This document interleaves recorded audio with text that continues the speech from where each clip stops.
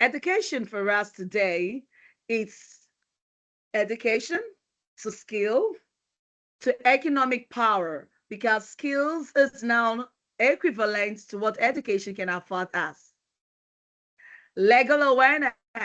Every girl child, every woman out there must know the right. And not just knowing the right, but exercising it best. Justice and societal transformation. That is what the real education is. So today, we're not just going to be talking about change, we are going to be designing the blueprint for it. And that's all we're here. And I want to welcome every one of you on board to this fantastic moment whereby we are going to be having access to the skills, education, legal awareness, societal transformation that will belong to. Once again, I want to say welcome to you and thank you for joining us. Perhaps your friend is not yet here, your colleague is not yet here. Please reach them in their DM and let them join. The bigger, the better, and the better world we will create. Thank you very much, and God bless you. Over to you, Mr. Gamalier. Wow, that was a very resounding welcome and overview of the particular event. Thank you very much, Doctor, for that wonderful overview. Can we react with our best emoji to show that we belong here, that to show that we are together in celebration of women? Let's react. I can see. This is beautiful. We'll be taking this in no particular order, right? We're taking this presentation in no particular order. Um, I would like to call on a human I met last year, at least for the first time. We belong to the Microsoft EdTech Foundation cohort. I saw a lot of potential. And of course, her profile says that. I'll be reading her profile before she would be speaking to us on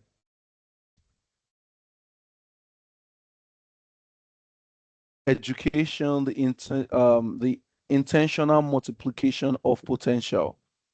Okay, so Lero Thompson is a dynamic and visionary leader at the intersection of education, technology, and diplomacy. As the founder and CEO of Blue Sands Academy, she is transforming STEM education in Africa through immersive AR, VR powered virtual labs and inclusive digital tools. Her work has empowered thousands of learners and is closing the STEM access gap across underserved community.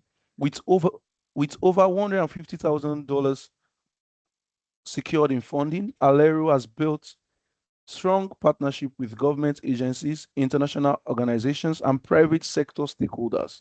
She led impactful initiatives such as One Girl, One Laptop campaign and contributed to the federal government 3MTT program, reaching over 1,000 youths and increasing girls' participation in STEM by 60%. Join me in welcoming Alero Thompson.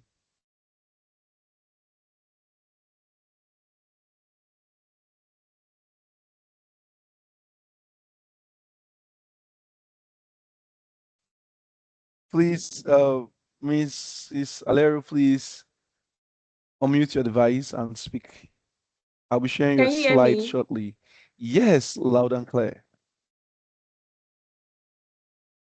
Okay. Thank you. Good morning, everyone. I'm happy to be here. And congratulations to all the women that made it to the 2026 International Women's Day. Should I go on, or this is just an introduction?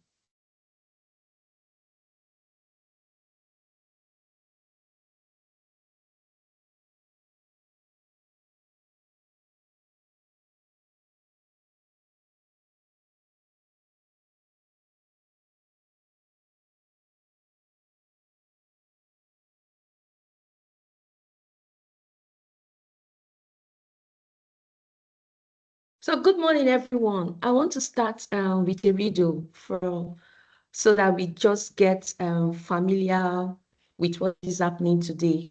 If a farmer has one big bag of grain and he buries it in the dirt, has he lost it? To a hungry person, that looks like a subtraction.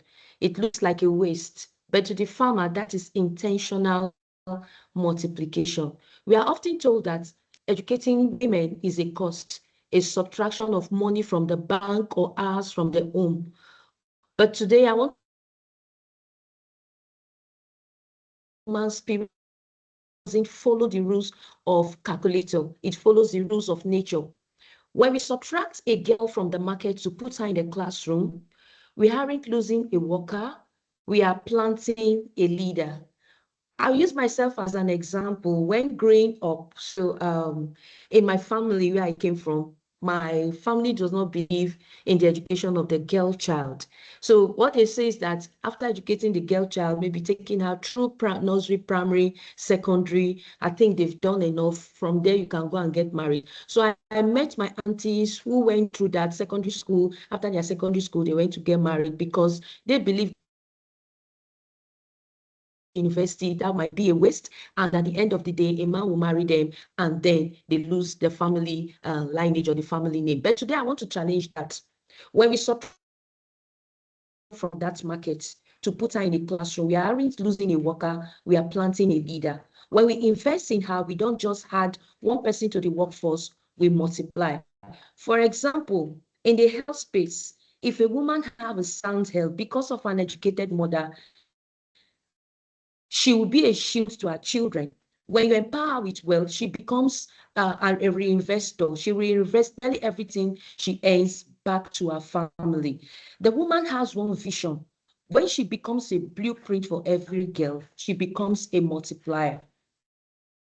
So I'm just taking us through. Hello, can you all hear me? Yes, Yes, we yes, we can. It's can. clear. Yes, we can. Okay. Okay, so I'm just taking us through the slide. On to the next slide. We often So, treat education as a subtraction, like I said before. Hello? you could tell me to control the slide for you so it will be better. Yep. Yes, yes, you're on the right slide. Thank you very much. So like I said All before, right. when you subtract a seed from your sack to plant it, for example, if you're a farmer, to the hungry person, you say, you are subtracting a seed, we are losing. But you haven't lost a meal, you've invested in a harvest.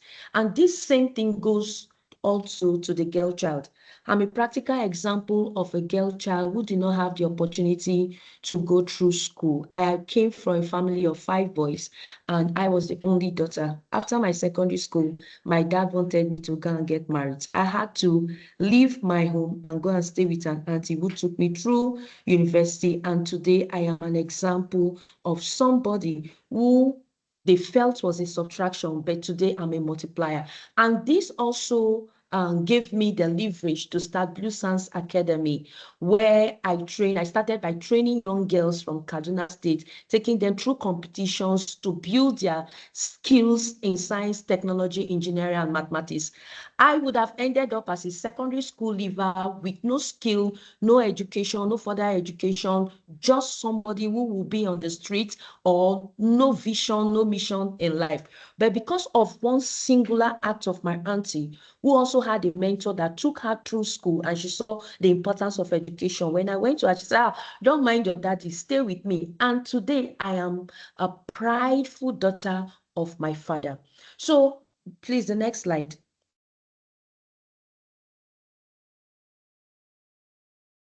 Empowerment starts within. The next slide. So why do I say empowerment starts within? When we treat education as a subtraction and not an intentional multiplication, we have to remove that mindset and let that empowerment, let that word that education is a multiplier and not a subtraction, let it start within us. I have a powerful woman who I always use as an example, and this person is Fumilayo Ramson Kuti. They call her the Lioness of Lisabi. She was a powerhouse who founded the Abeokuta Women's Union. And what were they doing to fight for justice before the digital age? This was somebody, she was a doctor, she was somebody who knew the power of education. And because of that in her community, Funmilayo Ransome became a renowned woman in politics. And she proved that by educated voice, which led a chorus of thousands to topple unfair systems. And I think that was born into her son too, Fela Kuti. He replicated the mother fighting for justice and also lending his voice. The punchline is this: she showed us that an educated woman is a revolution waiting to happen. Now go down to the global voice. We have Malala. Malala is a young girl who was shot because she dared to go to school. Now, this is what a one child, one teacher, one book, and one pen can change the world. This is what Malala did. She became a multiplier in her community. She was shot because she wanted to go to school. She proves that education is the only weapon that can multiply even when you try to divide it. Next slide, please. The myth of the empty desk. What do we mean by that? We often hear that education is expensive. We talk about the cost of books, the cost of fees, the cost of a woman being away from the home. Next slide, please. Now, if we say education is expensive, let me tell you that education is not expensive. It can start from as small as just that little girl in your community. What are you doing about her? What are you doing about that little girl that does not go to school? What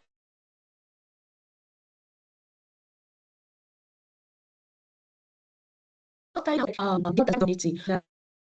I founded Blue Stars Academy. I saw many out-of-school girls in Kaduna, and they enter into early marriage. So, as a person who was denied access to education and later on person, I became a multiplier in my community. And today, my name is ringing bells all over Nigeria, as I could have it in so-called communities where people think nothing good can come out from. Multiplication is a team sport. An educated woman does not just climb a ladder. She builds a staircase for everyone behind her. Today, I can boldly say that 7,000 young girls have participated in my programs and also benefited from my program. When a mother learns to read, the bedtime stories change. When she learns about finances, the family's health improves. When she learns a skill, a neighbor gets a job. And in fact, women are multiplier. Please, next slide, please.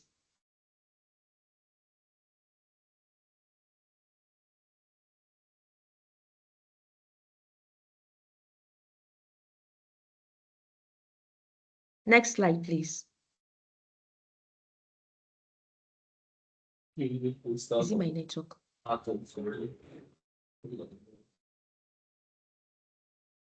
Okay. Why intentional is a love language. You don't get a harvest by throwing seeds on concrete. You have to be intentional. And this comes to education. Intentionality means seeing the girl in the back of the room who is too shy to speak, giving her a microphone. It means looking at her system and asking questions. Why is this child not in school? Why are these girls in my church not going to school? Why are these girls in my mosque not going to school? Why is it that when other girls are going to school, they are at home? Why are you age 12 and you are doing domestic work for somebody when you are supposed to be in school? By asking that intentional question. So I will say intentionality is a love language. And this is what I want us to abide in recognizing this International Women's Day. History proves that miracle math works. For example, this Funmilayo Ransome did not just fight for herself, she multiplied the political power of thousands of Nigerian women. Malala, on the global stage, they tried to silence her. Instead, her voice multiplied into a global movement that protects classrooms from Pakistan to Nigeria. Now, this is a personal call to action. We are at the moment in time where we can no longer afford to be cheap with our seeds. Being intentional means looking at the girl in the back of the room and giving her the microphone. It means deciding that today's sacrifice is the only way to get tomorrow's harvest. I ask you today, are you looking at your resources as something that is running out or as the fertilizer for a new world? As I close, I leave you with these 5 seeds to plant. Please take me to the last slide.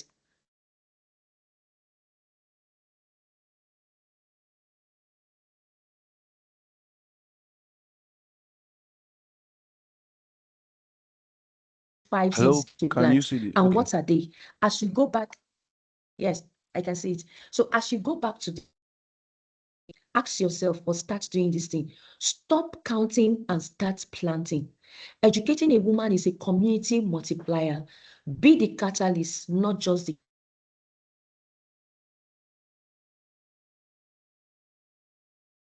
ladders. Thank you very much. Thank you very much, Mrs. Alero Thompson. You've said a whole lot. We've learned from your experiences. We've learned from where you said about Fela's mom. You talked about resilient women that never give up. Talked about your story, and we'll be moving on. Thank you for keeping to the time. I didn't actually tell you the time, and you kept to the time. This is wonderful. This shows that you're an accurate timekeeper Thank you. and a problem solver. Thank you very much. Please let's let's You're react welcome. with our best Thank you. emoji. Thank you for the opportunity. I Yeah, appreciate. we really appreciate the value you have passed. Let's react to our best emoji if we followed what she had said, please. Only me. Okay, okay.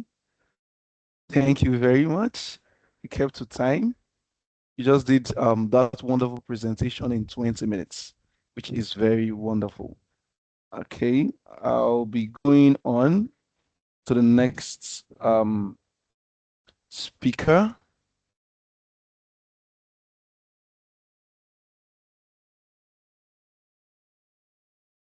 Can you hear me? Please, if you can hear me, react with your best emoji. Okay, so I'll be moving on to an engineer, a well-rounded engineer. She's been there and done it. And I'll be reading her profile before I call her onto the podium. So, engineer Bossedy is a seasoned engineer with over 20 years of experience in engineering design, construction, procurement management, and project delivery across offshore and onshore facilities for leading international oil companies, including ExxonMobil, Shell Nigeria, Seplant Energy, Chevron, Adex Petroleum, Inos, and 3M. She currently serves as product team lead, instrumentation, and control at Wally B, where she leads the execution of complex projects and provide multidisciplinary engineering coordination. A fellow of the Nigerian Society of Engineers and the Nigerian Institute of Electrical and Electronic Engineers, she currently serves as chairman of the Association of Professional Women Engineers of Nigeria, Lagos chapter, a passionate advocate for STEM education and gender inclusion. She champions initiatives that promote mentorship, professional excellence, and increased participation of women in engineering. Dr. Oyekunle is married to Prince Abiodun Adewale Oyekunle, and they are blessed with children.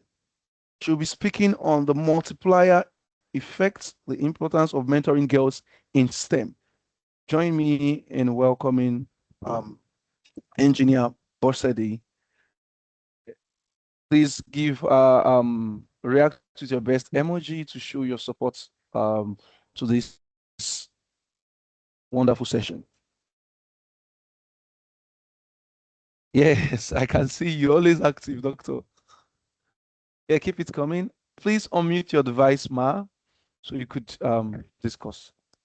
Okay, thank you very much. I was actually typing that my mic is not enabled. Please confirm you can hear me. Yes, we can, Ma. All right, thank you. I'd like to appreciate everyone. The first speaker, I'm sure that I'll ask the organizers to see how we can partner together with Upwind to do more things. Thank you for your presentation. And you have moved mountains from, showing examples of what you've done.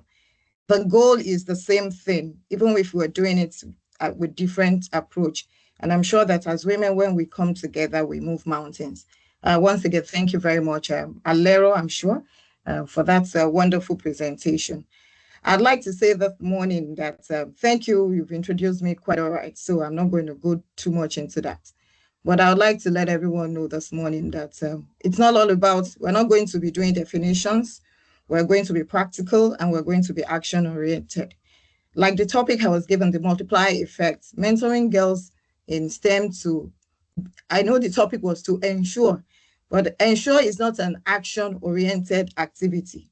That's why I replaced it with build an inclusive future. That means it's everybody's business. It's not just an individual business. An individual needs to be intentional to build, and then you don't build alone. You need a lot of people to come around to build. Today, I would usually say March is the month of women, and the theme for this program, integrating rights, justice, action, and give to gain through education. International Community for Educational Technology, thank you for bringing this together.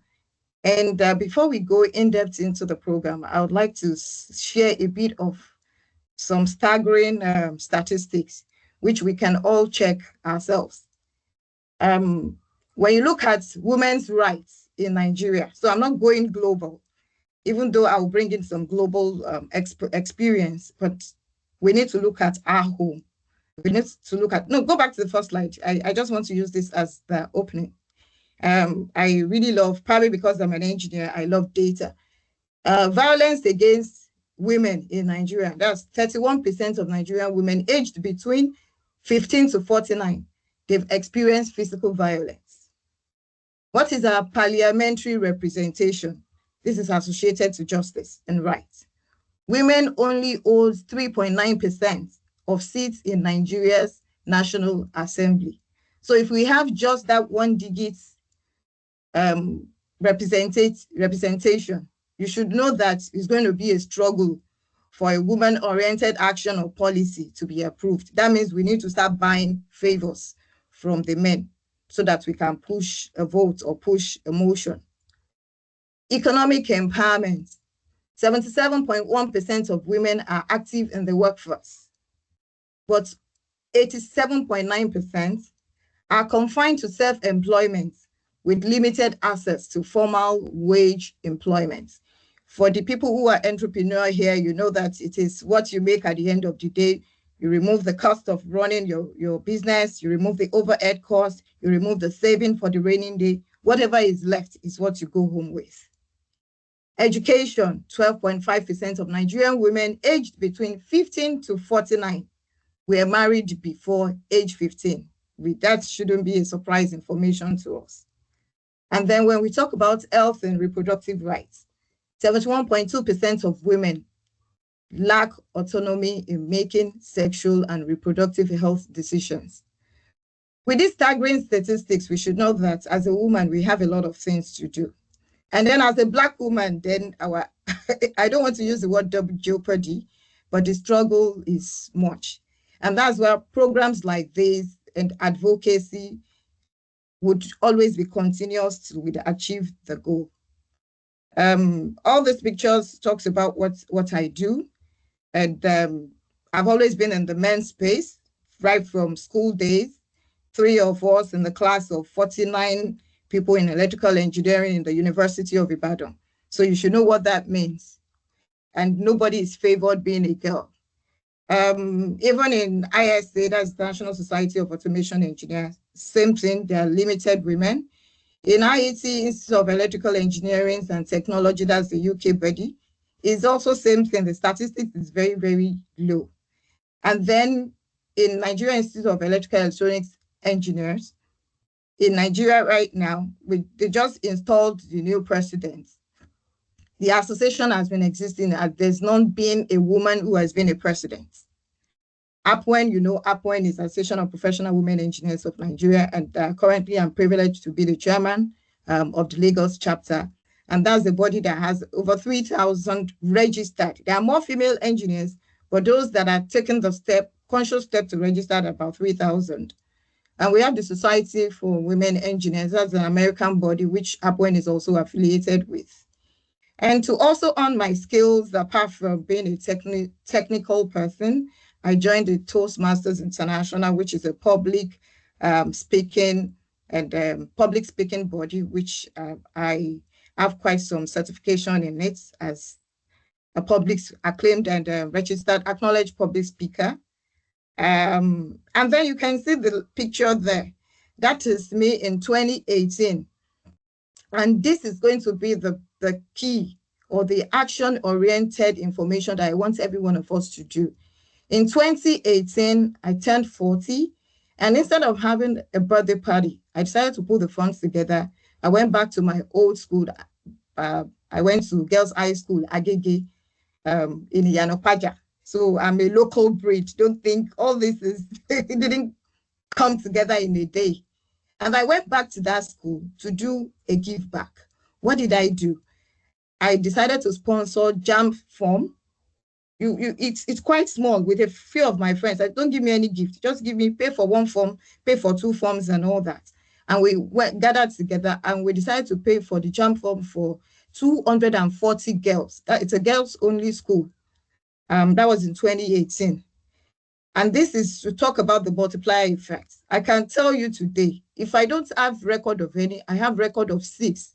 And those are the people that intentionally with their parents, they kept following up with me. One of them is graduating at Federal University of Technology, Mina, this year. She studied chemical engineering. That's a girl that I met that did not even know, as at SS3, did not even know the course she wanted to study. But in 2018, I went there with my friends who were lawyers, who were doctors, and then I went with Apwen being an engineer, and then people who were in my class. I finished 1995 in the school. And then we went there to do a career counseling to educate the girls. And the multiply effect of one decision of somebody to go back to that school has been tremendous. And since then, I've been consistent in doing that. And not only myself, the 1994 set joined. And right now, as we're speaking, the entire alumni body of my school every year supports with jam form, just because somebody started it in 2018. And this year alone, Apwen sponsored with the alumni 30 students, 20 students for jam form, and then another alumni of St. Anne's School in Ibadan collaborated with Apwen and sponsored 60 girls jam form. How did it start? It started in 2018. Can you go to the next slide? So today, right, we're talking rights on paper does not mean that that is what is happening in reality. We have a lot of people educated. We have the pipeline of engineers. We have the pipeline of women in STEM. But when it comes to the workplace, there is a huge decline. And that's to tell us that even though there are some equal benefits, there are some informations that we have in workplace, when in reality, that is not the case. If we look at the global context, we have women in STEM globally by UNESCO, it's still 28%. That's globally. So that shows that there's a lot of work that needs to be done in STEM education.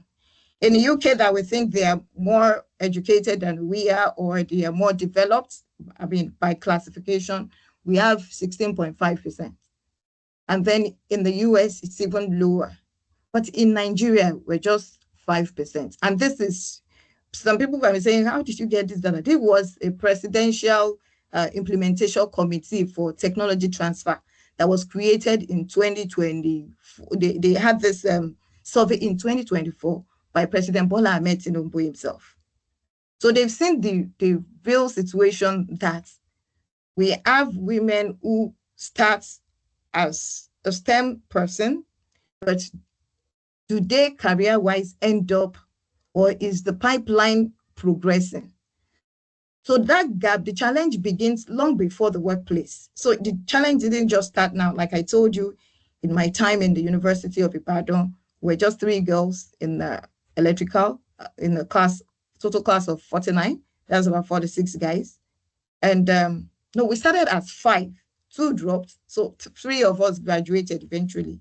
Mechanical, it was just 1 lady. And I can tell you, the story is same for everyone that studied engineering. So The gap did not just start in the workplace. The gap started right from cradle.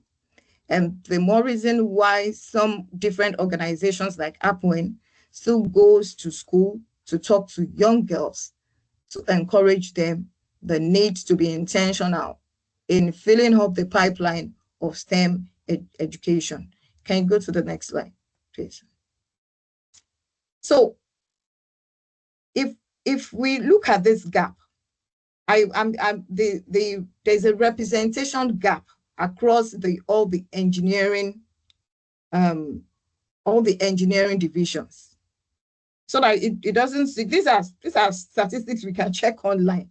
That's to tell us that whatever International Community for Educational Technology is doing, whatever Alero is doing, we need to do more of it. And we need to deploy the multiplier effect. That's one person being intentional and then working alongside other people. The initial investments or spending costs to boost an economy or activity can create a ripple effect. Once one person starts it, another person comes together to build it. For example, when government builds infrastructure, that building of infrastructure is a single act, but it creates job opportunity. It creates increased income. It saves time. You can imagine a road like a 21-kilometer road, the time it would take if that road is bad to commute on it, compared to when the road is fixed, the time it will take people to commute on it. You're saving time and you're helping people to conserve energy. So the pipeline challenge, like I said, begins from the early stage. This is a global statistics of the gap that exists in engineering. So if right from the beginning, you have more men, and apologies to the men on the call, but I want you to see this as not competing, right? But we are communicating and coming together to achieve the best. I was listening to someone 2 days ago, and the person told me that until we realize that a woman is a gate, we will struggle to rise. I will leave that for another situation. A woman gives access. Give a woman an opportunity to thrive, we would all rise. With this gap that we're seeing here, you and I would conclude that there is no decision that needs to be made here that would be woman-led, that would not need enough of push to achieve it.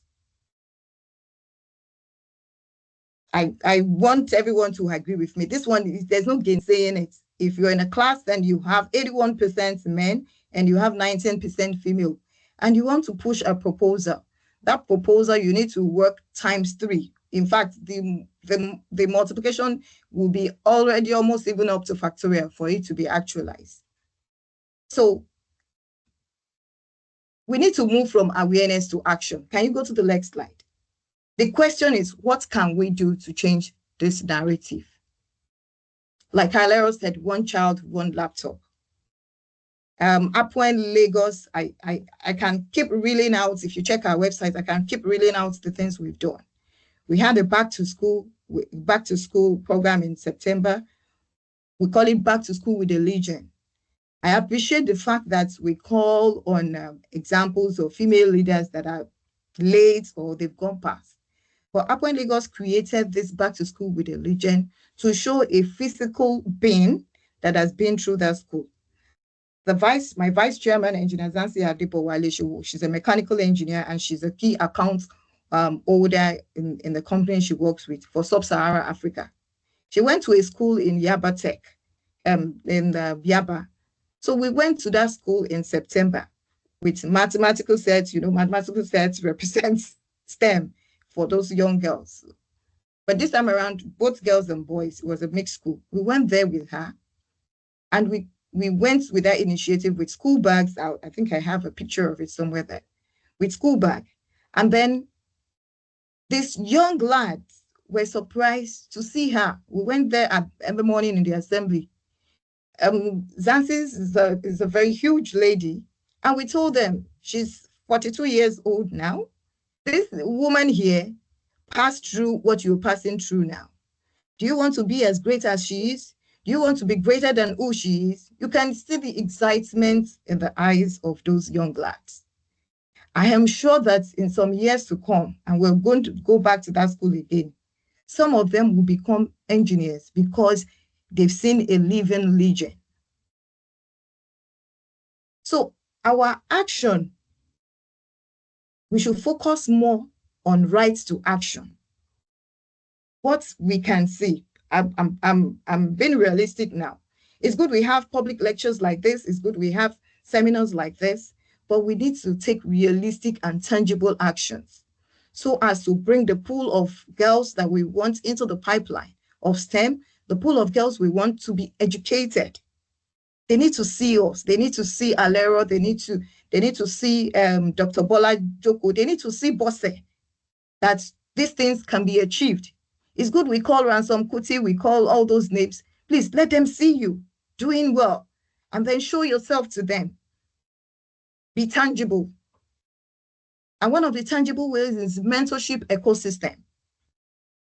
And that brings me to my key message for us. Mentorship is a multiplier.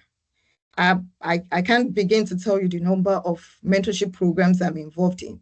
And I'm also being mentored because it's important that if I'm going to multiply, if I'm going to increase, if I'm going to do more to other people, I need to be constantly aware of what is happening.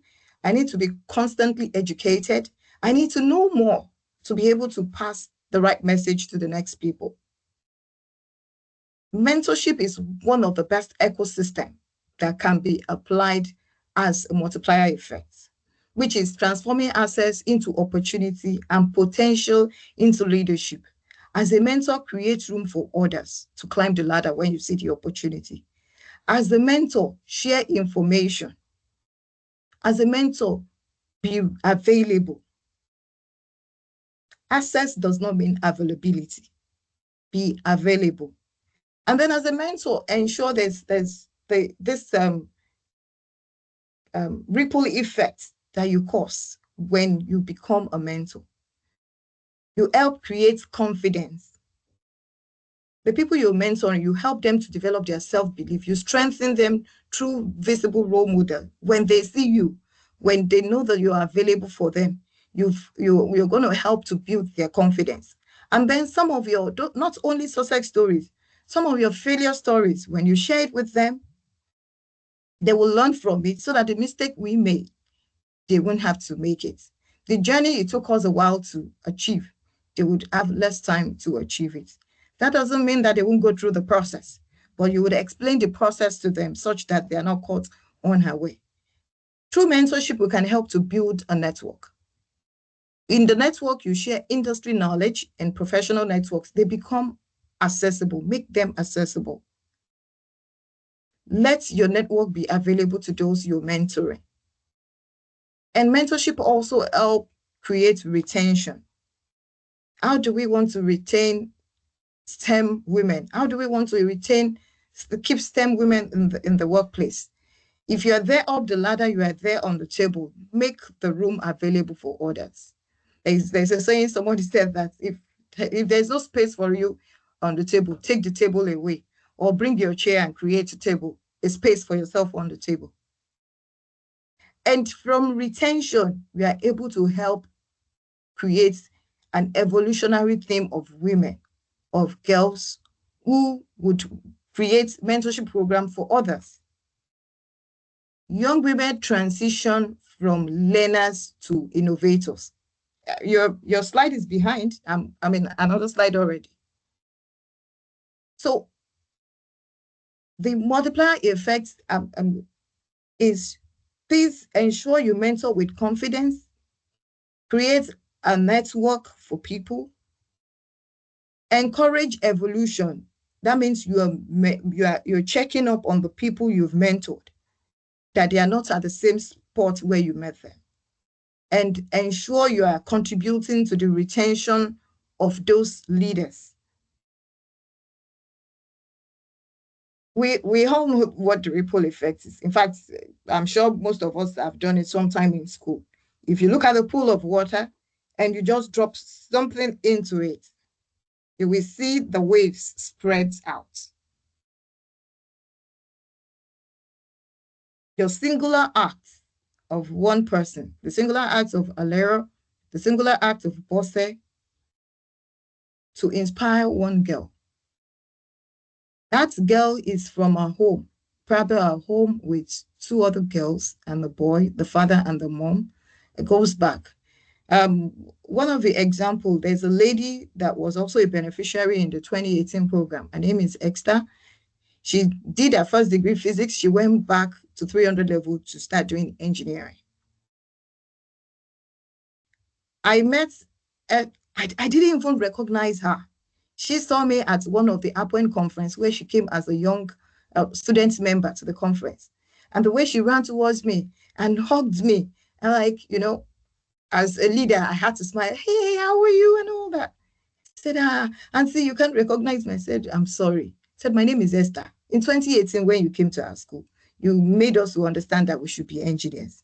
I didn't get, I chose electrical, but I was not shortlisted as, I didn't get that admission.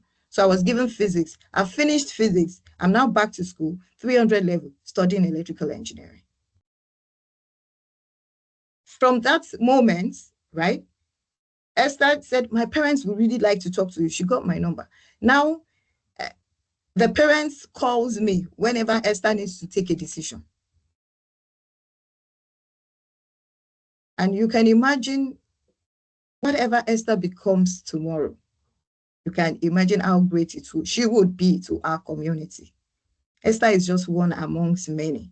I'm just citing this physical example so that we should know that whatever acts of mentorship we do is a strategic investment in inclusive innovation and sustainable development.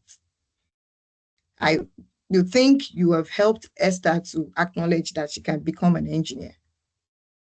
Esther right now is the coordinator for Appoint Collegiate in University of Ibadan.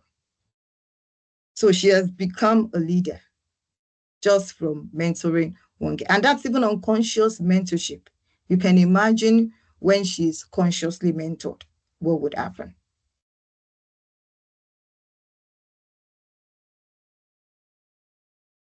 So I'll say Appoint, I would want to talk about the Appoint initiatives. I've talked about structured mentorship, connecting young girls with experienced female engineers. In the Appoint Lagos chapter, we have the collegiate session where we have students in Unilag studying, female engineering students studying engineering in Unilag, Yaba Tech, and then in Lagos State University in LASU. Those three schools, the LASU, Lagos State University of Technology, that's the former Polytechnic, that's under Appoint Egbe. But notwithstanding, we still have a mentorship program where we assign mentors, engineers to each of those students. Sometimes we do group mentorship. In my list, I think I have about, if I'm sure I have my records correctly now, I think I have about 35 girls across those networks. And we also do STEM exposure, bridging the gender gap through direct school engagements. In February, in commemoration of International Day of Women and Girls in Science, we collaborated with Ajeromi Ifelodu local government area, that's Ajegunle, where we had a STEM practical session, quiz session for girls across 21 schools who gathered at Ajeromi Ifelodu local government area. And one of the role model we took there, apart from identifying female, who most of them would have been seen in markets or on the road, are female engineers who are council engineers in that Ajeromi local government. We had about 10 of them that we showcased to those girls as role models so that they can see that it's not like engineering or STEM is art. If they've seen somebody in their community that they've been seeing every day, or maybe one of them is even in their Islamic group, or one of them is a member of their church, but they didn't know anything about that. So we showcased those women to them. We also went to that event with the first agric engineering graduates in Nigeria. Engineer Diaz Hadiremi Amosu. She's over 70. I think Mama is 76 or 74. We went to that program with her to showcase to the girls that they are living legends who have gone through the STEM education, who are engineers, and they are there to support you. And we also have scholarship programs, which we also do. All this you will see on our website if you check through it. So from education to economic independence, you help discover early engineering career pathways. And that's why when we go into, we do the catch them young, we go into the primary schools, we go into the secondary schools, JS1 to 3. And then for those that have already planned towards taking STEM as a career in the senior secondary school, we don't leave them behind also. We also have structured programs for them where we go into the schools. And then for those ones, we usually allow them to do essay competitions or to do innovative projects. We have those competitions for them. And the prizes they get are not individual prizes. These are prizes that are company collaborates with us to give them. I remember one of the companies last year gave the winner of our innovation program, which we usually do in April. April is Innovation Month for us in engineering. Those that won the competition, 2 of them are currently serving in that company. And you can be rest assured, if they perform very well, they already have a job. And that is 2 girls taken away from the job market. We also help when a child is educated, you help to develop the technical competencies through guided learning.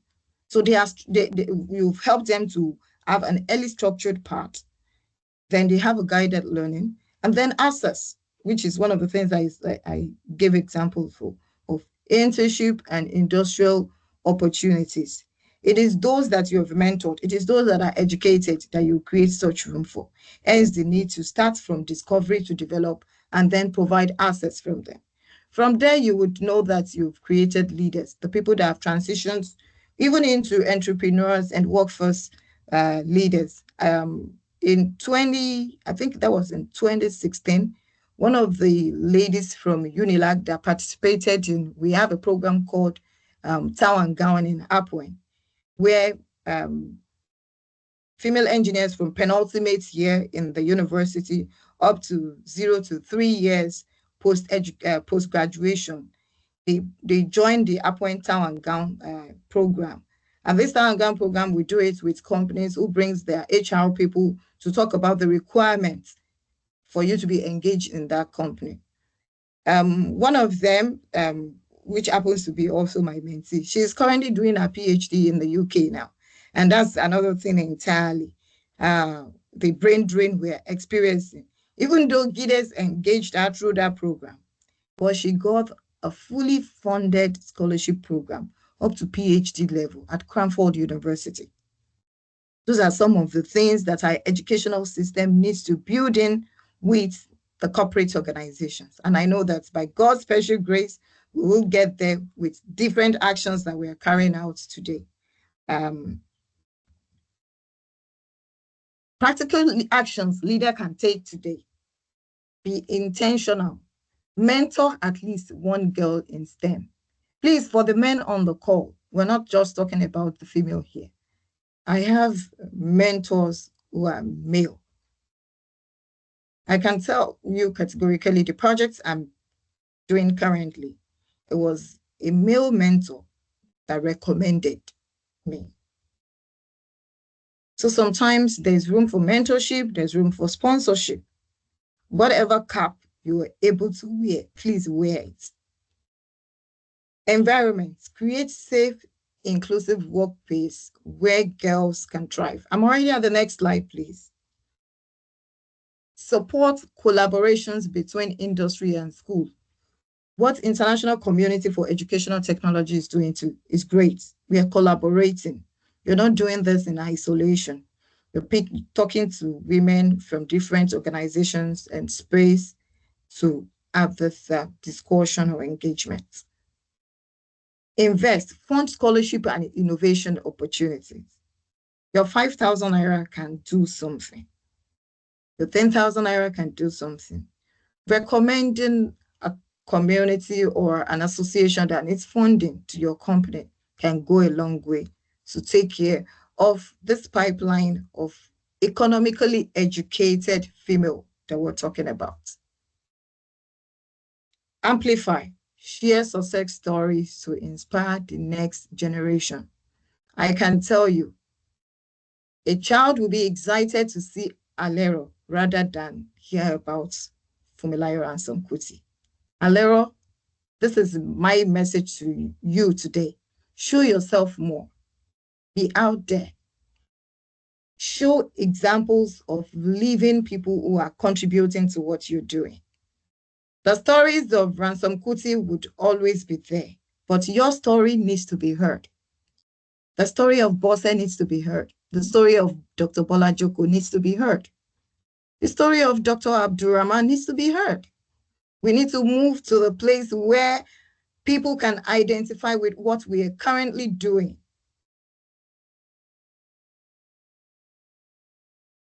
And here is my conclusion.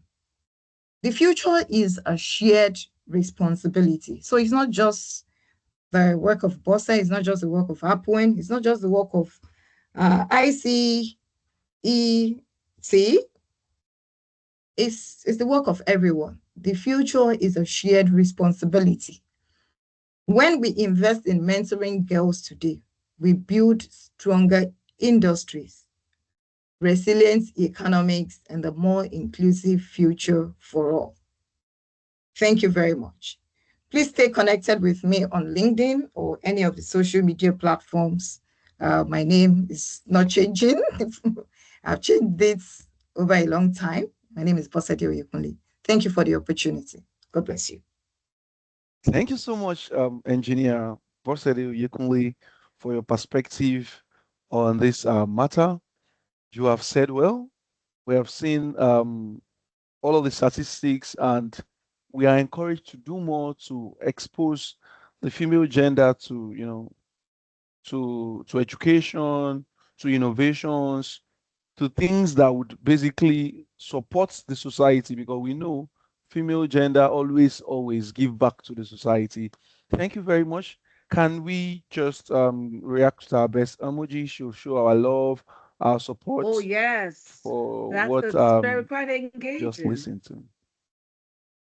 Yeah, please, Doctor, Yes, please, thank you Bola. so much, Engineer Bosede Oyekunle. Thank you very much, ma'am. And I want to say that while I was listening to you, it wasn't just about what was being done for those girls.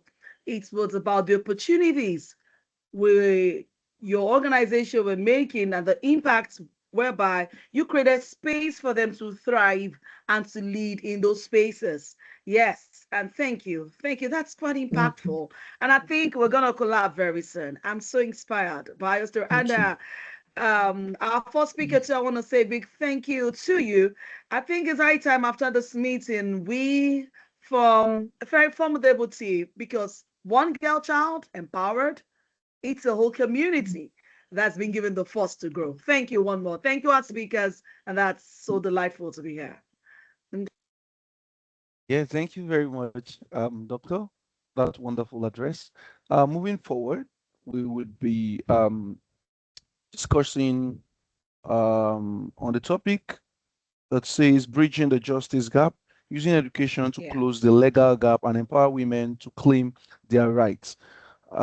This will be taken by Barrister Maureen Bolawuton. She is a distinguished lawyer with a BSc in International Relations and Diplomacy from OAU Ife and an LLB honors from LASU Ojo. She was called to the Nigerian bar in 2010 and has taken a keen interest in litigation.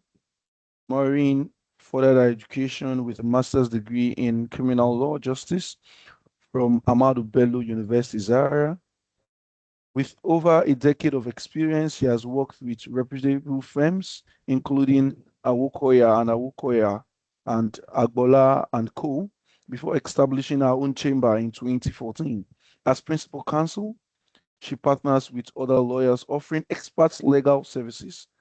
Maureen is a certified mediator and arbitrator and holds numerous certifications. She's held leadership roles in FIDA and NBA, currently serving as chairperson of FIDA Ikorodu branch. Join me as we welcome Barrister Maureen to the podium. Yes, I just allow your microphone. You could unmute and speak, ma'am. All right. Thank you so much. Good afternoon, everyone. Good afternoon. Beautiful afternoon. Yeah, good afternoon. I've been introduced already. I want to appreciate everyone, all my sisters who have spoken. I appreciate you and I thank God for what God is doing and using women to achieve. Thank you so much. All protocol duly observed. Thank you so much. I have been asked to speak on the topic, bridging the gap, bridging justice gap, empowering women through education. The justice gap is simply referred to the disparity between the legal rights of people and the ability to access the rights. For women in Nigeria, this right is so wide. It's so wide because a lot of things are militating against women's rights in Nigeria, which include societal biases, economic and cultural bias. But in many areas, this legal gap, have faced so much challenge. For instance, in Igbo land, a woman is not allowed to, benefit the inheritance of the father. And this has been for a very long time. And women around that region have come to live with that. And they allow that culture to continue, to determine their life. Until a woman said no, that will not continue to happen. And that was in the celebrated case of Ukeje versus Ukeje. Mrs. Gladys Ukeje was deprived of her inheritance, but she refused to give up. She didn't give up. She continued to fight for it. She did not get justice. She did not get judgment. In the court of first instance, she went on appeal. Even at appeal, she was not given judgment until she got to Supreme Court. The reason is that this woman is aware of the provision of Section 42, subsection 1 of the 1999 Constitution, which kicks against discrimination. She said to herself that she will not be discriminated against because she knows her right and knows that she has a right to inherit her father's property. Again, in the area of violence, today a lot of women are going through domestic violence, domestic abuse on daily basis. And they've allowed themselves on many occasions to continue to live in abusive relationship because they have no access, because they are not aware of the rights. They are not aware of the protection that is available to them. And that is why you can see a woman today living in an abusive relationship and telling you that the man will change, the man will change, simply because she is not aware of her rights as a woman. Again, women have also been, challenged and deprived, as a result of economic empowerment. A lot of women are not economically empowered. And so because of that, they tend to, they cannot access legal resources. Women have this, they have this mindset, especially for young girls growing. They believe when I'll get married to a rich man who will take care of me, who will give me everything I want. And so they fail to do what they are supposed to do. They fail to face their academic. They fail to face the they fail to face they fail to empower themselves. Sorry, they fail to empower themselves. They fail to learn skills to be able to empower themselves, depending on somebody or depending on a man to be able to do all of that for them. And that is why today you see a lot of women living in abusive relationship and telling you they cannot help themselves. You have seen cases of women who you will tell to come, let's help you. They will tell you, I can't afford to get to where you people are. I can't afford fare to come to where you are. Even if you have everything, even if you have people who have made themselves available to want to assist you, but you still need to be at least empowered, have something to be able to reach out to those people. And so we have women being incapacitated as a result of not being financially dependent. And so this makes them to continue to live in abusive relationship. This brings us to how education can bridge the gap. How can education bridge the gap? Making women to be aware. We need to make women to be aware of the law protecting them. There are a lot of laws protecting women, but because women are so busy, they are so encumbered with a lot of things, families, needs, and all that. So they don't even get to, to give themselves to knowing their law, their rights, and even how to protect it. There are laws available protecting the rights of women. We have the VAP Act of 2015. We have protection against domestic violence.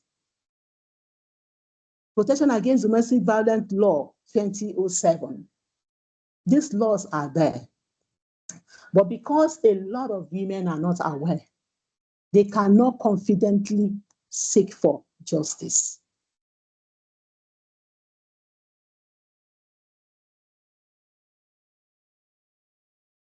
So access to legal literacy. Women need to have access to legal literacy. And when you talk about legal literacy, it's quite different from a woman being educated. Because we have a case of a lot of time women who are educated, but they don't even know their rights. I was in a program recently. A woman stood up to ask the question. She said, you people are talking about rights. Your rights is your rights. My right is my right. She said, what is her right? When she asked the question, people there, they started laughing at her question. But I told them, see, this woman is honest. She doesn't know her rights. She needs to know her rights. And that is the situation of a lot of women in Nigeria. They don't know their rights. And that is why, women subject themselves to a lot of abuse. That is why women are vulnerable to abuse, because they are not aware of the laws protecting them.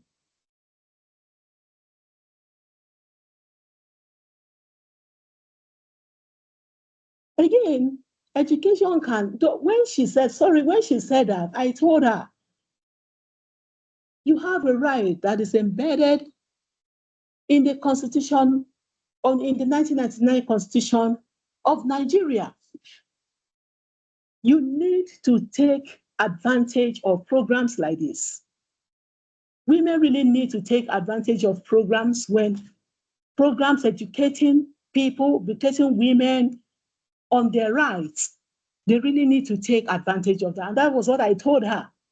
I said, you have started in a good note. By asking that question, you will be guided. And I took my time, to let her know her rights.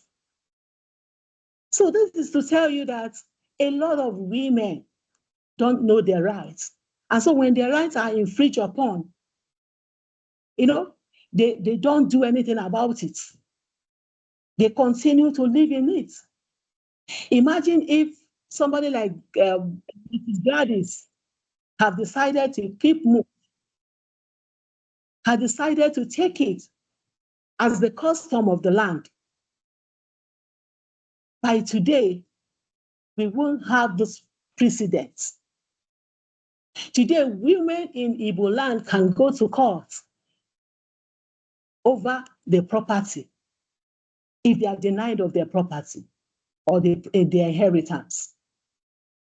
Today, women in Igbo land can have a share of their fathers or their parents' property, as against what was, applicable before, when a man would die having only one child, and because the child is a girl, all the properties will go, all his estate will go to his siblings. But that is not the case again. It's not the case today. Because one woman stood to say no, she will fight for her rights. And this is what I tell women all the time. You can't continue to live in silence. You can't continue to take it. Sometimes women behave like goats that have been tied for too long. When a goat is tied for too long, and when eventually untie the goat, it will still be rigmaroling in one point. Why? Because it's already used to that condition, it's already used to that situation. Recently, we had a program, and a lady came to us. This lady was quite educated. She's well informed, but she was going through serious abuse in the hands of her husband. She's a content creator. And I told her, I said, you are always on the street of Facebook, social media. Why is it that you don't know? You are not aware of your rights. You are not aware that you can live a toxic relationship.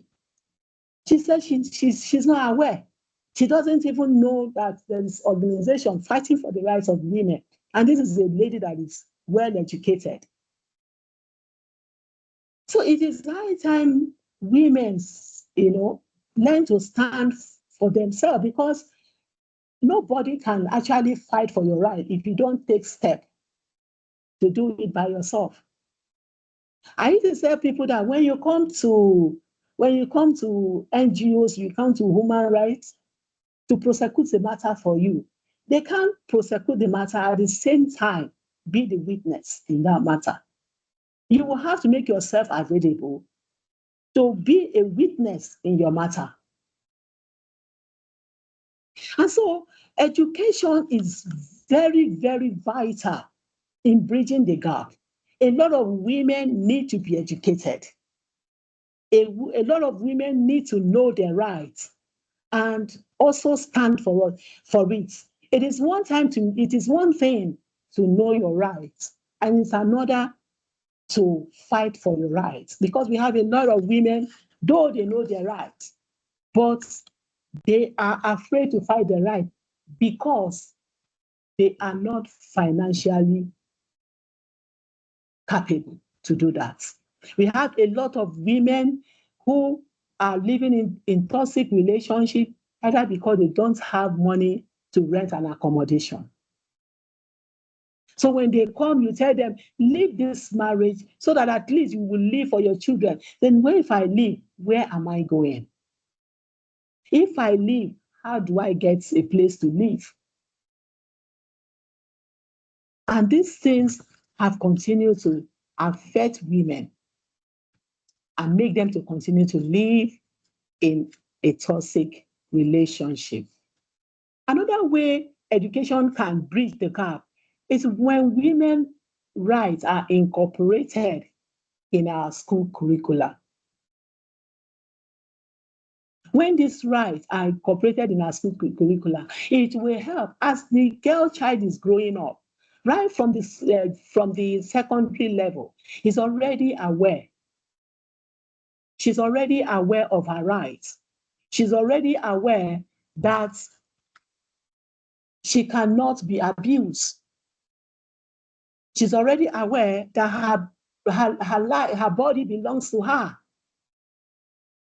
and cannot be manipulated by anybody.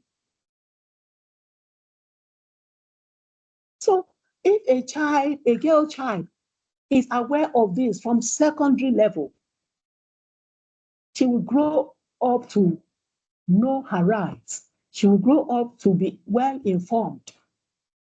And so when anybody is trying to take advantage of her, she can say, no, you cannot interfere to my rights. So these are many more, education can achieve in bridging the gap of women's rights to assessing women's rights. We can also use education in bridging the gap by organizing community workshops, seminars, programs in local languages. And this is what my organization does from time to time. We go out on sensitizing the community, educating the people, organizing programs, seminars, even to the grassroots. Because we discover that sometimes these people may not have the resources to come to us. So what we do is at times we go to them. We go to the communities to organize programs so that they will be able to reach out and be able to access justice. So for organizations working for the rights of women, we all need to do this from time to time, to organize programs, organize workshops, seminars, close to the people. So a lot is happening in the city. Many of us are just, concentrating more on the city, but nobody is reaching the rural area. We are not taking the advocacy to the rural people, to the rural women who need it. Because these are the people that are being affected by the customs, by the traditions. Today, there are still some places in Nigeria where women, where they are still, performing genital female mutilation. There are still some areas in this country where that is still being done. But where that is done, and the women there are not doing anything. They don't even know. They don't even know. They are not even aware that it's a harmful practice. So we as NGOs, we as woman rights advocates have to reach out to the villages, to the rural women who need this. Because I believe that if a woman is aware of her rights, she will take steps to fight for her rights. Again, we can also use digital platforms, such as WhatsApp, social media, in educating women.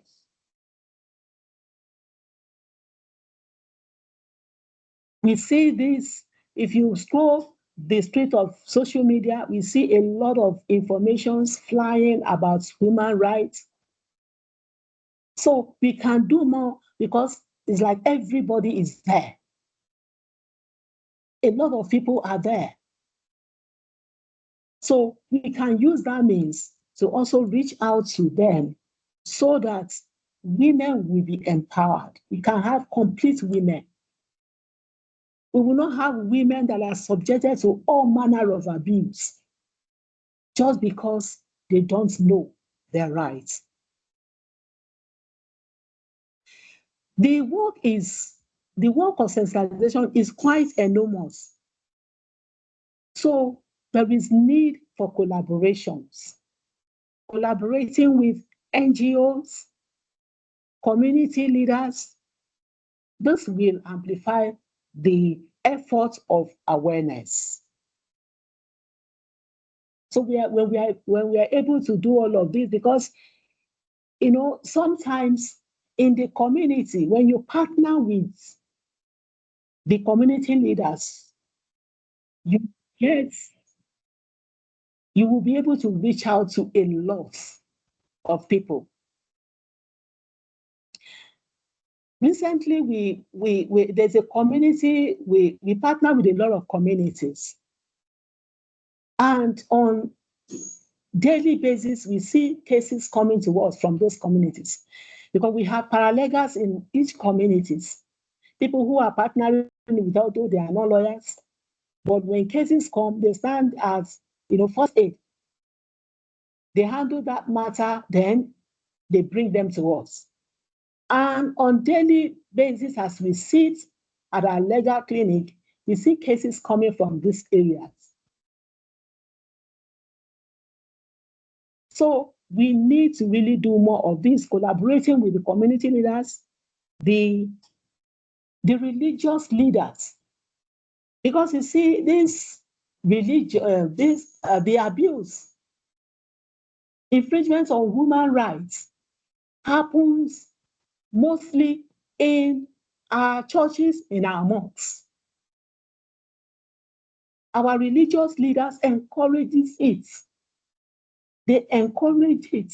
And that is why you see a woman would choose to die in a relationship because she has been misinformed. She has been told that either God hates divorce, you have to continue to live, you have to continue to endure. Or she has been told that no, in our family you can't get divorced. It will be a thing of shame.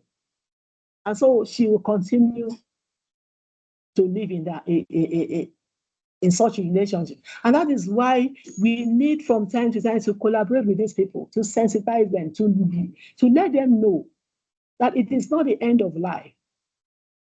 If people in abusive relationship choose to get separated, because sometimes when they are separated for a while, they can also, eventually come back, stronger, having understood themselves more and also known the worth of each other. But the last but not the least is mentorship. There's a need for mentorship, for women mentoring women. Women need to, if God has blessed you in your career, you should be available to mentor other women. You should be available to reach out to other women, to guide them. Then there are a lot of initiative that is driving changes. We have a lot of organization that is driving these changes. We have FIDA, we have AULA, we have WAPA, we have DSVA, we have Echo Haven, we have INU, we have a whole lot of them. We have Legal Aid Council.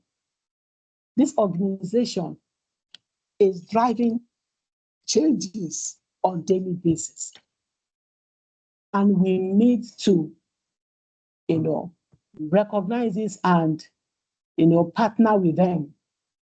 And like I used to tell women that a woman should try as much as possible to be her sister's keeper. It should be her brother's keeper. If you have information about something, you should not withhold it.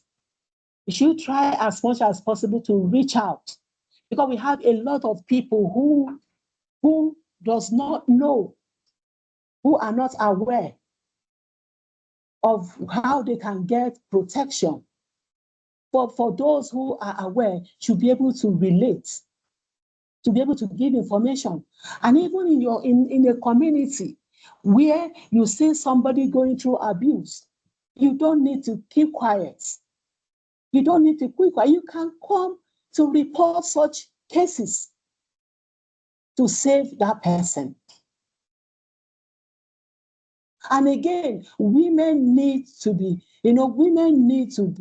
aware, of their right and take steps. They need to be aware of their right and take steps. That is the problem that a lot of women are having today. Even though they know, they are aware, they know where to get help, but they fail to get there, to approach that help. Recently, a girl was going through abuse in her home. She reached out to us. She sent us a message. We asked her, where can we meet you? Give us your address. Let's come to help you. She said no. She just wants us to know that if anything happened to her in case she dies, she just wants us to know that it's her husband that should be held responsible. And we said, how do we hold your husband responsible when you have failed to even give us the name of your husband, to even give us the number of your husband or your address? So a lot of women are going through this and they prefer to die, than to get help. So for us at FIDA, we fight for the rights of women and children. We protect the rights of women and children. And we meet every Wednesday at the High Courts, Itelewa. We meet every Wednesday for cases, for cases of abuse, for cases of any form of deprivation. We do not only mediate on matters, we also take matters to courts. In the case where we see a woman who has been abandoned by the husband, abandoned with her children, we take such matters to court to fight for maintenance and custody of those children, so that the man who have abandoned her can pay for maintenance. These are many more we do at FIDA. We also handle matters that has to do with property matters. We have handled cases where women are deprived of their property because the husband is late, and so the family of the husband want to take over everything and deprive her of the property. So such cases we take to court also to fight for her right, to protect her rights over that property. So these are the things we do as an organization. Thank you so much. Thank you for your time. Thank Hello, you please, am so much. I Yes, we communicating? can hear you, Barrister Mori. Thank you very much. You've given us insight into the legal proceedings, legal way we could go, where we observe female going through a lot of domestic violence. Will allow Dr. Bolajoko to, give us a review. Thank you, ma'am. Please. Oh, thank you. Dr. Olabi, are you there? Could unmute your Yes, I device. am. Yes, I am. I want to say big thank you to you, ma'am. That was, I couldn't stop but type out, like, I concur. I am, one of my lifestyle is education. And as an educator, I believe so much in community and inclusive curriculum. If our children know the basis all from the way where they were young, there won't be anyone to take their right from them. Look at the pathetic story of the woman who never knew she could get out of an abusive marriage. She doesn't know who to go to, who to speak to, or how to go about it. So thank you very much for bringing this to the limelight. And I want to say today, I wish we can all ask ourselves this simple question that after today's conversation, what's most important, the action points we're going to take today? Because sincerely, listening to the three speakers so far is like a call to action for us to take a bold step in improving our dedication to the growth of women in our community, in our society. I want to say a very big thank you once again. And everyone here today must have learned that our approach to education, to raising a girl child, is not just about the academic or mental intelligence knowledge, but also the justice power, filling in the justice gap they need to know from the cradle for them to be able to take it up upon themselves. Thank you very much, ma'am, and I appreciate you. We do really appreciate your time on board. Thank you so much. Yes, thank you very much, Doctor, for that wonderful overview. Um, we're calling on Mrs. Kofuwal. I don't know if I um pronounce this very well. Kofuworola. Kofuworola. Please correct me if I am making a mistake. So she's fondly known as Mrs. K, is distinguished educationist whose life's work has been devoted to shaping both schools and people. With over 30 years of experience across the United Kingdom and Nigeria, she has served as a teacher, school leader, and mentor. She previously served as the head teacher of St. Saviour's School, Ikoyi, and continues to support its legacy today as a trustee on the St. Saviour's School Trust.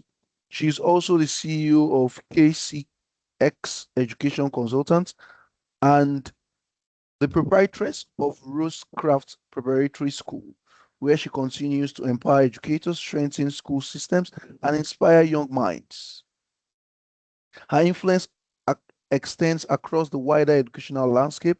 She currently serves as chairman of the Association of International School Educators in Nigeria, ASEN, and is a trustee of Preschool and Primary Educators Initiative, and is the and the Holy Child College Old Girls Association.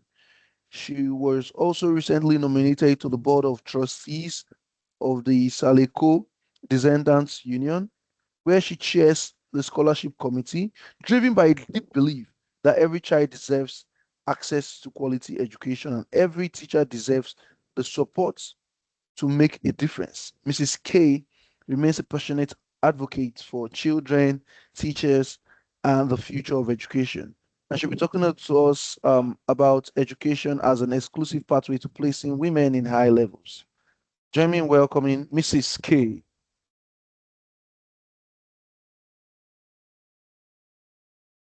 Hold on, I would be allowing you to speak by enabling that feature. You could unmute your device to speak, ma'am.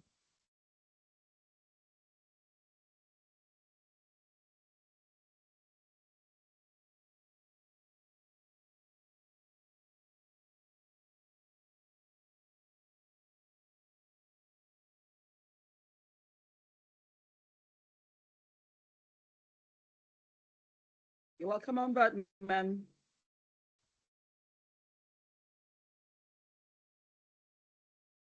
Please unmute your device, ma'am. Just click on the icon that looks like a Just click on the microphone. icon. Okay. Yes, you should speak when you do that.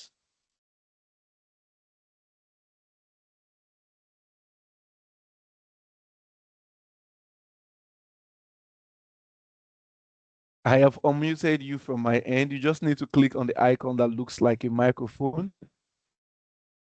There is a cross on its uh how do I explain it?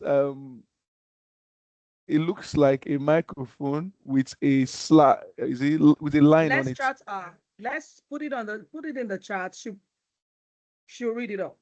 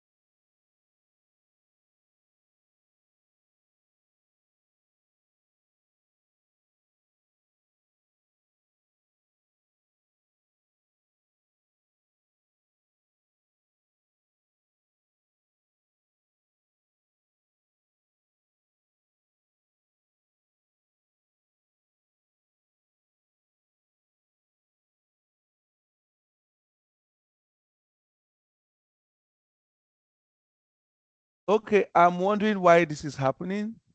I have enabled your speaker, your microphone. Okay, what can I do at this time?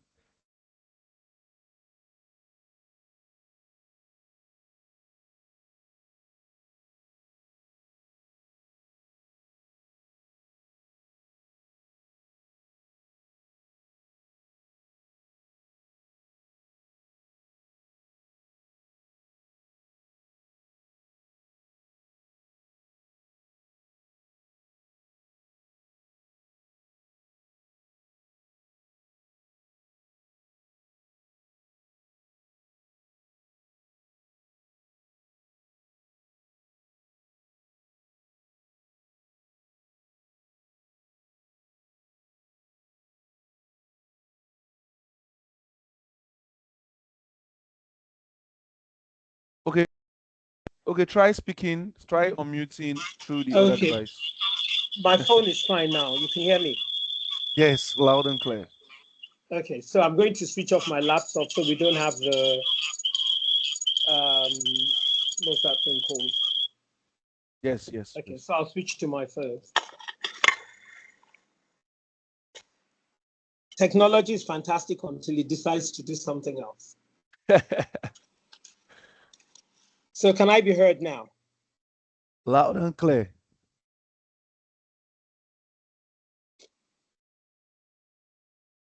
Yes, ma'am. We can hear you. Can you hear me now? Yes, we Yes, okay, can. fine. Thank you. So, good morning, everyone. I've enjoyed listening Good to morning, ma'am. everyone, especially the first speaker. You know, she just took me way back when she talked about the fact that she came from a family of 5 girls and 1 boy, and it didn't seem like it was important that she got an education. And it took me back to a song my grandfather used to sing. Um, pardon me. If you born pikin na girl and you send am down to school, when she finish from school, waiting pikin go be nothing but a shower, nothing but a shower, nothing but a shower. Pikin go be nothing but a shower, nothing but a shower, nothing but a shower. Pikin go be. So that's how bad it was. That is how bad it was. But we thank God. And so, and to talk about dismantling the systemic bias in leadership, because we started off from talking about even the girl child getting educated. So when she's been educated, how far can she go? Thankfully, it's changing. So my topic is actually looking at education as an exclusive pathway to placing women in leadership in the judiciary. So I don't know why I'm the one giving the one on the judiciary, but then it's education. So if a young girl in Nigeria today decides that she wants to become a judge, how confident are we that the system in which she finds herself in, the system that she will one day enter, is actually ready for her leadership? And that's where I want us to start from. Because for years, we've believed that, coming from my grandfather's time, we've believed that the key to equality lies in the classroom. But what we're seeing is that even though, yes, we've achieved a level of equality in the classroom,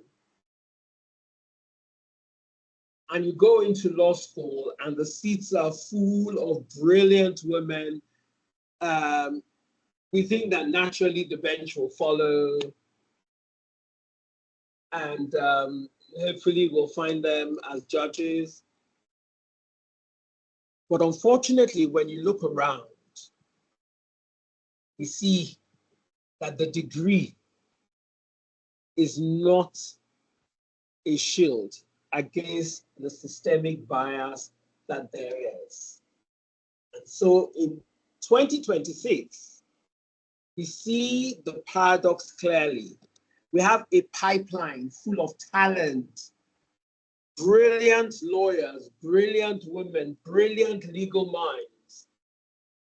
Yes, they're there in the pipeline, but there's this glass ceiling, the glass ceiling of the judiciary, which remains reinforced by the steel of the traditions of my grandfather's time, when they said, no point educating a girl, because at the end of the day, she will end up being their wife, or at the end of the day, she will prostitute.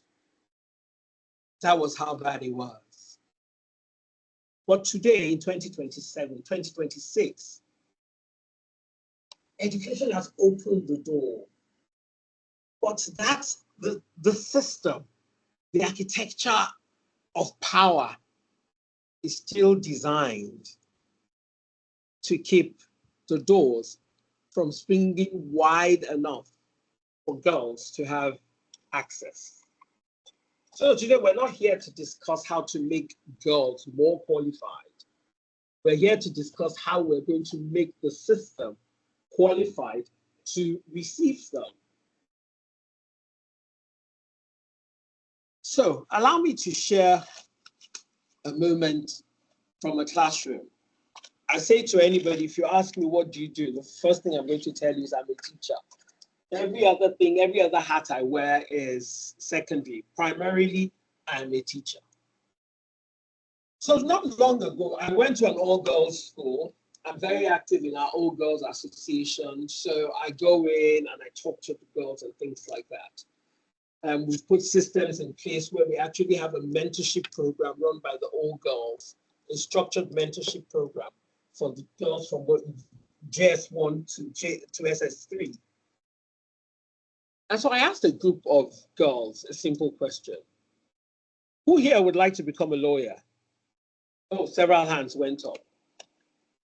And then I paused and then I asked, who here would like to become a judge?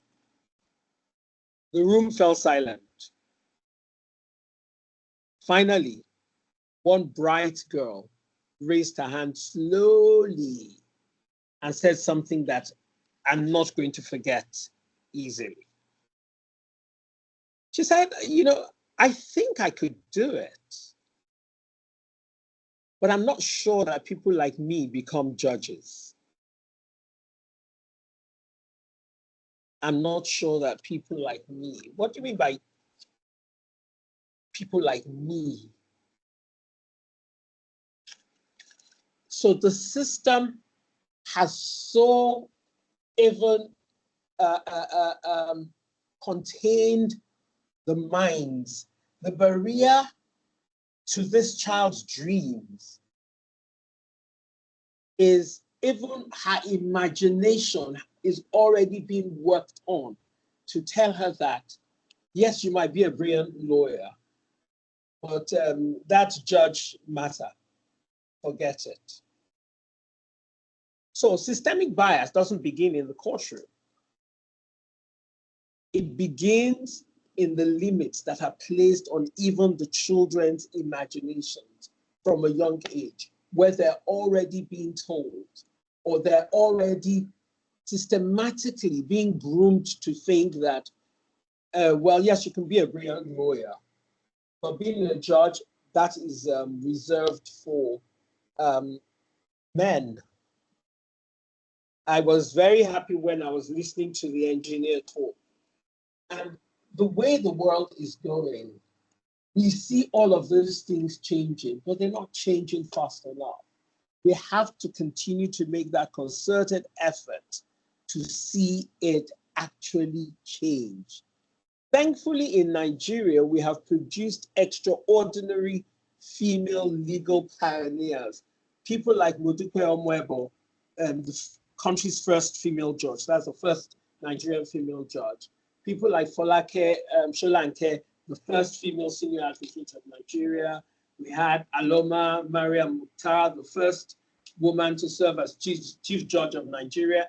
And as we speak, the current chief judge is actually a woman, Kudirat Kekerieko.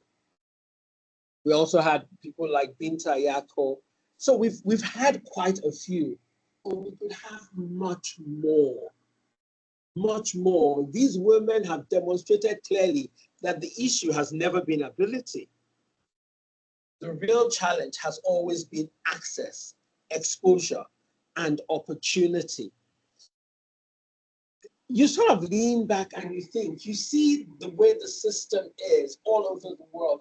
Okay, when you see a jury, for instance, when you see them picking jury, if you watch video, it's all these courtroom drama type things, and they're picking a jury. The jury is always representative of the community.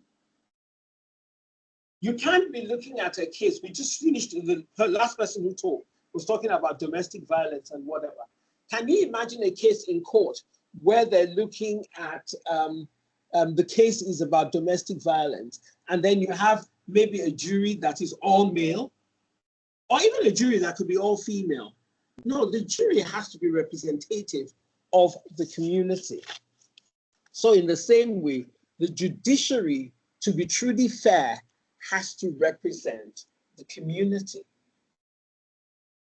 So, like I said, systemic bias doesn't begin in the courtroom, it begins in the classroom. Therefore, as educators, particularly within the international education sector, I have a responsibility, and we have a responsibility to begin to work on that leadership pipeline even from now. Even from now, where we groom our girls to see themselves as leaders, not just as, well, I will be a lawyer and I'll be very good as a lawyer. Why stop at being a lawyer? Why can't you get to the very end? What stops you from getting to the very end? I go into classrooms and I look at children sitting there, especially if I'm in an all-girls school, for instance. I look there, and when I look, I don't see limitations. For me, that's me. I don't see limitations. When I'm looking at the girls, I'm looking at, hey, we have a future president here. We have a future leader of the Senate here. And that should be our attitude. And that should be the way to go. But it doesn't happen by accident. It happens by us making intentional choices. We must choose to encourage the girl who hesitates to raise her hand. We must choose to challenge the assumption that leadership belongs to someone else. Anybody, doesn't matter who. It doesn't matter who. And for me as an educator, in the same way I would fight for the rights of the girl child, I also fight for the boy, because for me, I want everybody, as an educator, everybody to achieve their personal best. And so in the same way, I know that we're celebrating International Women's Day, and so we're looking at it from the girl angle. But as an educator, for every child, that every child is groomed and encouraged and allowed to achieve their personal best. So from the very, very beginning, from day dot, let's allow the children, let's allow the girls find their voice and know that their voice carries authority.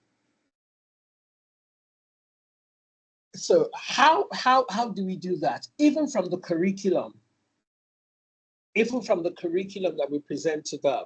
I was happy when the engineer was talking about STEM, and well, for us in education, we talk about STEM, we talk about STEAM, which also includes art, and just allowing the children the opportunity to explore, to push the boundaries positively. Let's not set boundaries, let's allow them.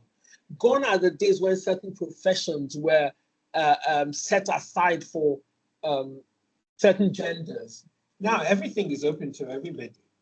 And so we should be giving our children opportunities to try out those things, opportunities to see those things at work, opportunities to see role models at work, so that they begin to understand that, you know what, I can.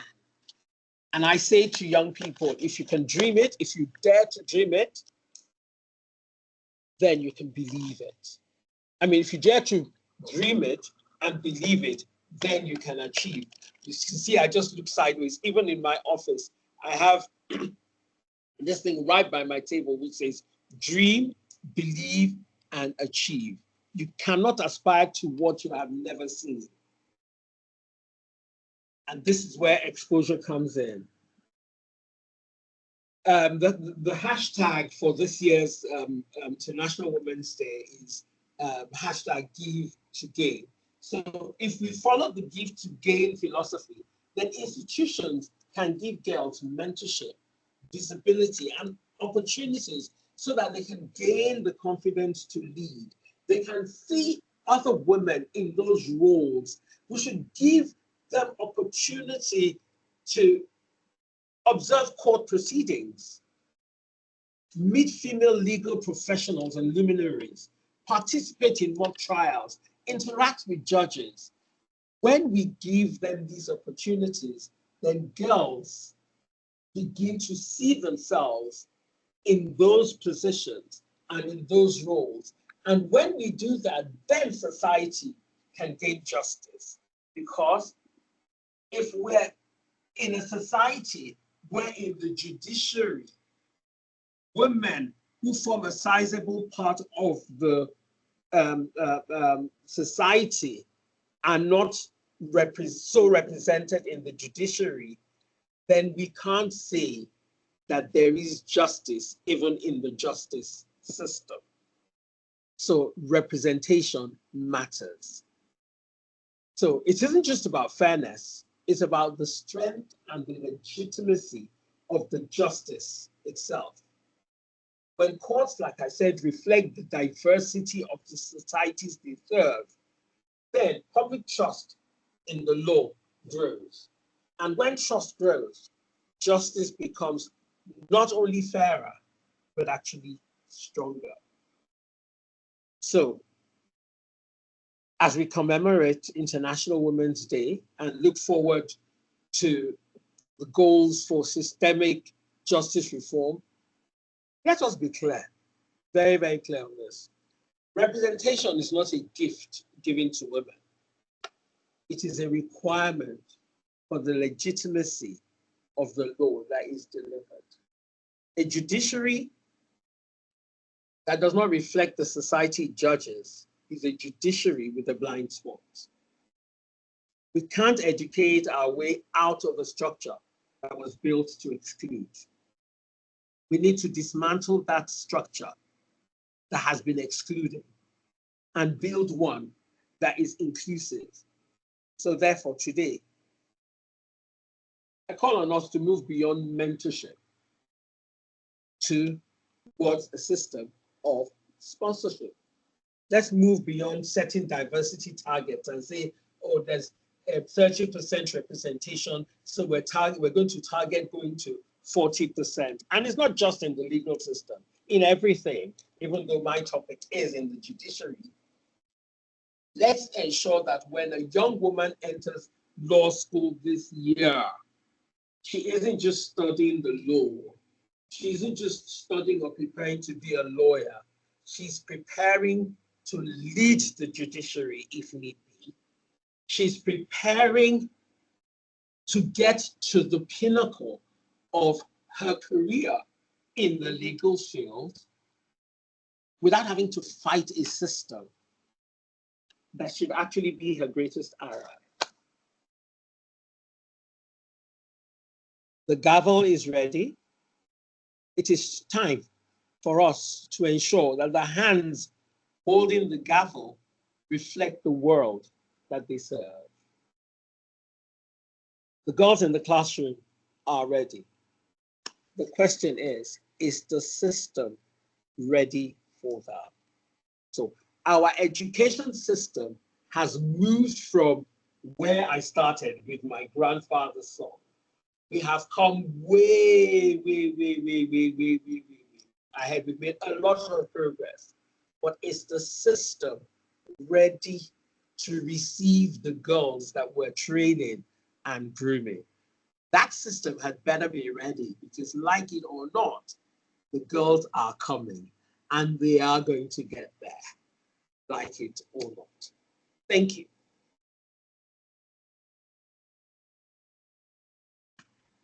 Thank That's you very much, ma'am. amazing and fantastic. Thank you. Yes, over to you, Mr. I'm done. Gamelia. Thank you. Okay, thank you very much. I was even trying to give you an opportunity to do the overview while I call on the last speaker for the day. Yes, ma'am, doctor. Thank you Have I very been here on much. my own? No, you're not. We were all here with you. And you did not just speak about what it is for the children to, for the girls to actually have a social responsibility, like a social norm. You kind of give us an overview, starting from your story, and that song gave me no justice. Yeah, thank you. If you do not train a girl child, if you don't empower a girl child, do you want to release her to become a prostitute on the streets? And of course, everyone here has one or two things they have picked today from all your lessons, referring to those improving. Today, it shows clearly that we're talking about structures and system to improvement and not just what to do academically about school. And respect. I am a teacher, and that's it. Thank you very much, Mr. Skoforo. I really appreciate your time, and it's excellent listening to you. God bless you. Thank you, Thank, Gomalia. You can go on.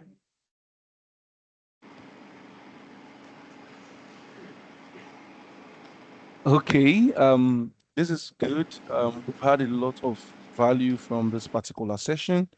Moving on, I'll be calling on uh, Mrs. Ami Yekunle, who serves as the Gender Equality and Social Inclusion Team Lead and National Safeguarding Lead for Plain, bringing over 2 decades of experience in gender research, policy development, and safeguarding. Her expertise spans gender-based violence prevention, adolescents, girls' protection, women, peace and security, community mobilization, and NGO management. She has worked closely with government agencies to develop national and state action plans on women, peace, and security, as well as safeguarding policies and referral pathways that strengthen protection systems across Nigeria. Throughout her career, AMI has partnered with numerous international and national organizations, including the Foreign and Commonwealth Office, UN Women, Save the Children, the British Council, Water Aid, and the Federal Ministry of Women Affairs, amongst others. She's also the founder of Money Development Consultant, with which provides technical gender assistance to development programs and institutions across Nigeria. In addition, she serves as the board of Safe Space Initiative, Food Baskets Foundation International, and the Nigerian Women Trust Fund, and is a member of the Zonta International Club of Lagos. Ami hosts a master's degree in development studies from the University of Leeds, a postgraduate diploma in management from Leeds Metropolitan University, and a bachelor's degree in sociology from Ahmadu Bello University, Zaria. Join me in welcoming Mrs. Ami Yekunle. You have been enabled to speak. Do unmute your device and speak, ma'am. Thank you very much. Good afternoon, because it is. And it is Amy Oyekule, not Ami. Nigerians have a way of just Aminizing my name. So thank you very much. And thank you to all the previous speakers before me. I will make this short and sweet because, to be honest, we've been hearing from a lot of wonderful speakers prior to now. I did share a presentation. Could you, yes, let's put that up. So I have been asked to speak on transforming classrooms into front lines, strategies to eradicate harmful social norm. Next slide, please. Next slide. This is going to be slower. Okay, great. So, no, before that.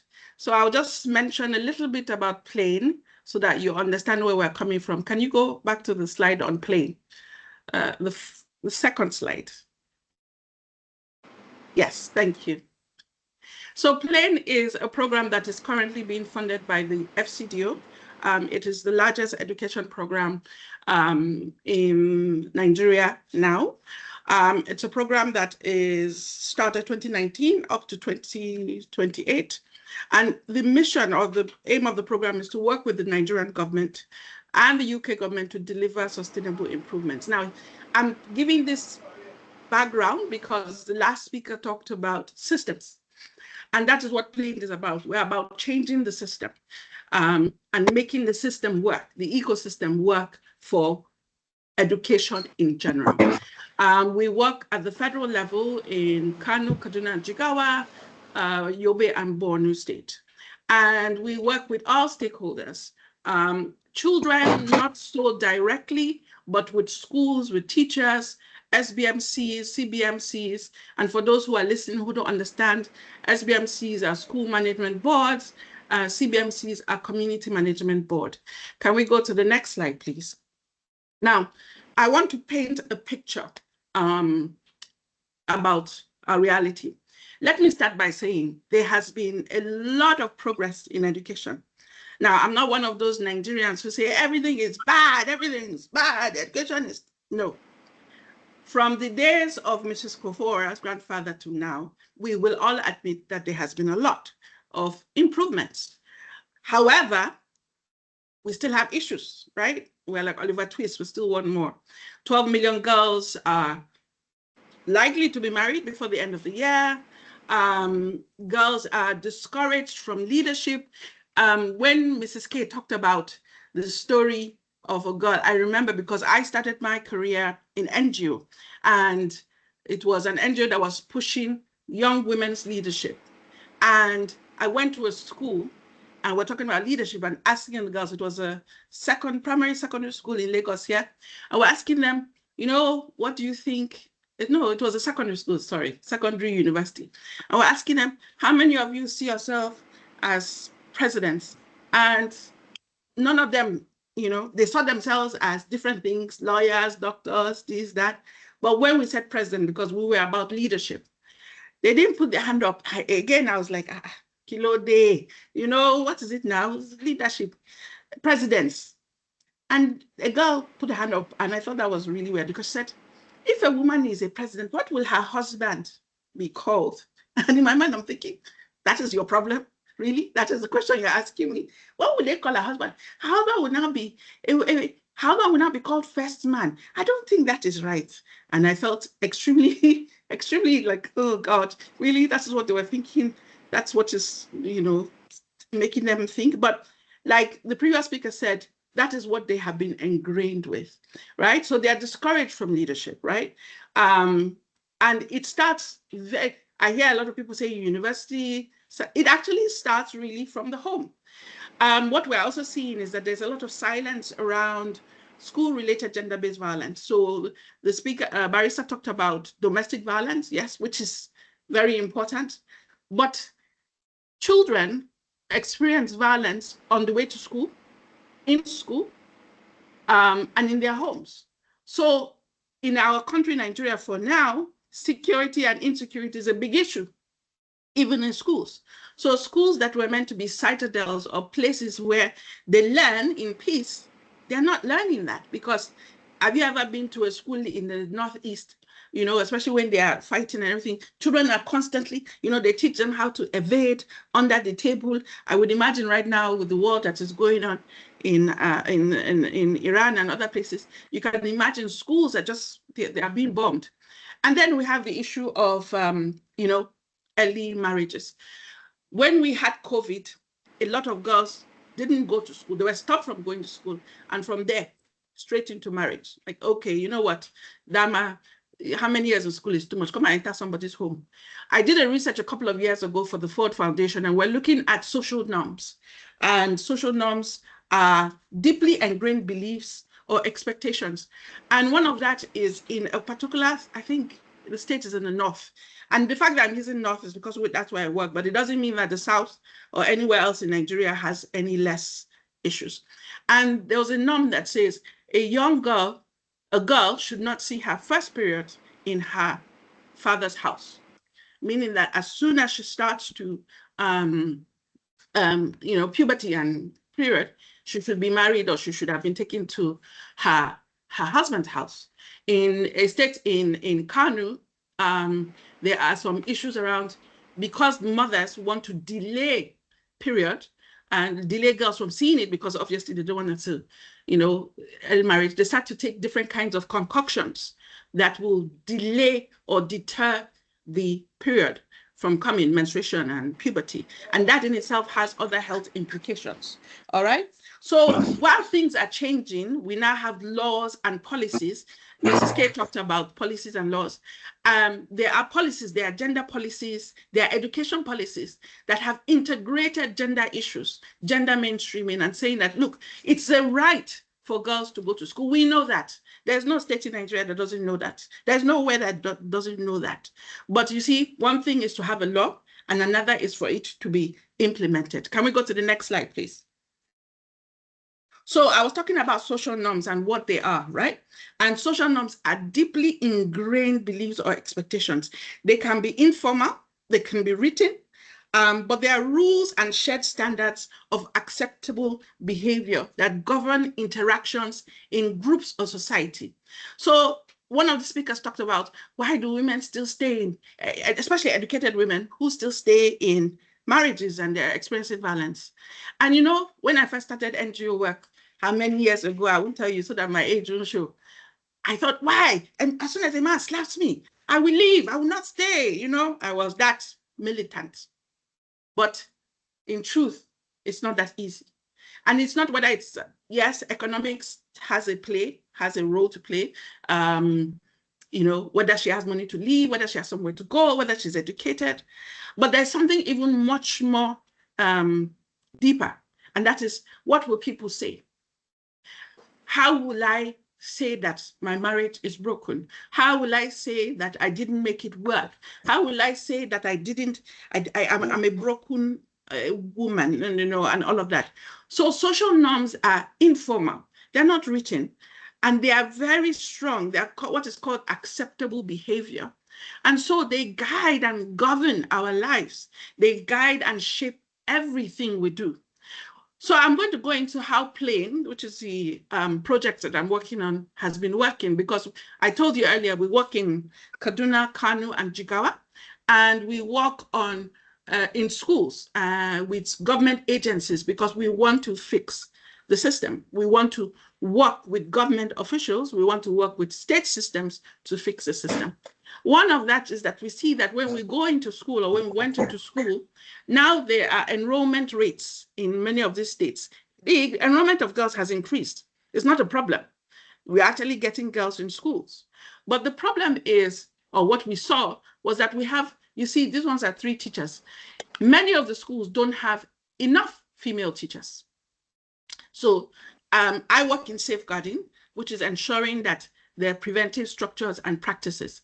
And when we started a couple of years ago, we found that it was mostly men. So if I'm a girl and I'm experiencing something and they say, oh, I should go and discuss with that man, I wouldn't feel comfortable to do so.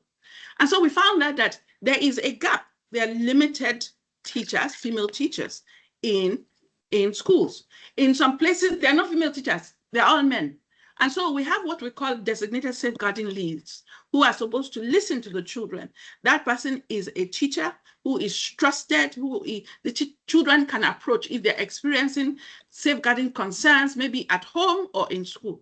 But if that person is a man, and in more cases than not very conversant with what they won't be able to do that. We found that in schools, norms also shape attendance. So you find situations whereby somebody's mic is on. Mrs. K, thank you. You find situations where, you're welcome, you find situations where they are, you know, they are farming season. They can't come to work. The girls have to go to the market, the boys have to go to farm. Let me be clear. When we're talking, when we talk gender, it's not only girls, even though girls are obviously more affected. So let us understand ourselves. I told you earlier about leadership roles, girls not seeing themselves in that light, and stereotypes. So girls go to school and they're the ones that will sweep the compound, while the boys will cut the grass. The girls are the ones that will fetch water. Maybe the well is far away, while boys are, you know, that all of that already begins to take place even in the school where they are supposed to be learning. And then we find already, many speakers have mentioned this, that girls are not into STEM. Let me give you an example of one of the states we work in, Jigawa. The government of that state presently, he went to one conference and he heard about digital, and he wanted digital in the states to change the system. Digital, the digital hubs where children can come and learn. That was a very noble, and there was a lot of money given for that. When we're looking at facilitators or teachers, they were mostly men. In fact, the women, they are from the education, from their background, they all had maybe IRK, CRK, education. They didn't have the prerequisite skills for STEM. Now, more than anything, even in the community, in the homes where the girls come from, they're like, what do you want to do with STEM? What is STEM? Finish, come and marry, come and stay. Next slide, please. Next slide. So the next thing that really, really was a focus for us was making classrooms and schools safe. Girls cannot learn in unsafe environment. To be honest, nobody, boys and girls, can learn in unsafe environment. And many of our schools, I don't know about Lagos where I live. Well, I know a little bit about Lagos because Lagos is more on top of it. But many schools are unsafe. They are structurally unsafe. They are far away. They are not convenient, whether it is for girls, boys, and even more than ever, children with disability. And that's another thing we need to talk about, girls with disability. A girl with disability is less likely to go to school, more likely to experience sexual violence in her lifetime. Same thing with boys. So one of the things we do is we put zero tolerance for harassment. It amazed me when we first started how we had to go through a process of training teachers on zero tolerance. And that includes corporal punishment. You will see in a school where they are flogging a girl to an inch of her life, they will raise her dress, be flogging her. Same thing with boys. No, Nigeria has a law that bans corporal punishment. And it's amazing how many people either don't know or they know and they don't want to. That's your own, or you're talking your own. Me, I will flog these children. We also realize that a lot of schools do not have safe reporting channels. A child cannot, if she's sexually abused or harassed, and it starts in schools for girls as young as 4, 5, even younger, where do they go to report? Now, the awareness is not there. So awareness is part of it. But then again, reporting channels. And that could be anonymous. That could be done face-to-face. That could be done through, there are different channels. It's not just one size fits all. Then the last point on this one is linking it to protective services. When we started this work, we found some young girls as young as 7, 8. They had teachers who would call them into their offices and tell them and harass them. When I say harass is not, oh, come here. No, actually physically assault them, give them drugs, give them things, and then give them money. In fact, there was a major program that we're doing, which is a government program. And you see, that's another thing that we need to talk about. A government program, very well done, very well. Well, it's a big program, and it was in schools, and it's a program where you give conditional cash transfer to girls, to their families. Say, okay, come to school, we would give you money and everything. And through this program, one of the teachers raped a girl. And because she kept on coming to him, her card wasn't working, and he kept on telling her, oh, I will help you, He was giving her money. You see, power, sexual violence and domestic violence and everything comes when there's power over. Somebody has power over, and where the channels are not available for them to speak. And so he kept on giving her money, and then eventually he forced her and he raped her. And when she went to report, she was living with her grandparents and her mother. There was no father in the picture. He said, oh, you know what, I will marry her. Now, this, obviously, he was married. This man is old enough to be her father. And the school was even trying to hush it up, like, oh, at least he said he will marry her. And we're like, that is not done. Kolewak, it won't happen. You committed a crime. Like, we link it to there's a law. That is a crime. What you did was a crime. And many schools, I'm sorry to say, are raising criminals, or they're harboring criminals, pedophiles, in the name of teachers and whatever. So part of that is linking services, making sure that what we do in all the NGO policy advocacy, matching the pavement, give women a chance, violence against children, it actually translates to schools and communities, linking to protective services. So in that girl, for example, immediately happened to her, was there a sexual assault referral center for her to go to, for there to take evidence? I'm happy to say in that particular case, we had been training the SUBEB, the School Universal Basic Education Board, and most states, all states have it. We've been training them so they were aware of safeguarding concerns, safeguarding risk, what to do, and they stepped in and they took that man to jail. And I'm happy to say he's in jail as we speak. Next slide, please. Next slide. So what we also try to do is we teach students to question harmful norms. You see, education, I heard everybody speak about how education is meant to change your mind, how education is meant to change the system. But let us face it, is it? It is in some places, but like the previous speaker said, not fast enough. Education should actually build critical thinkers. So which means everybody in the sphere of education, from the teachers to the parents, to the community, to the PTA, to the SBMCs, they should encourage that kind of, attitude. So like someone said, the curriculum, how is it making us question some of these things? Not this is how it is done. They follow me or I beat you to an inch of your life. So encourage safe spaces for girls, encourage critical discussions, encourage role plays among boys and girls in schools, in communities, and encourage questioning on certain debates. Next slide, please. Engage men and boys as allies. So I didn't put men here, but definitely they are there. You see, the mistake, and I come from a long, how many years of gender equality, where we made the mistake of give women. See, gender is a name. Sex is what we should be. Sex, male, female. You are born a man or you are born a woman.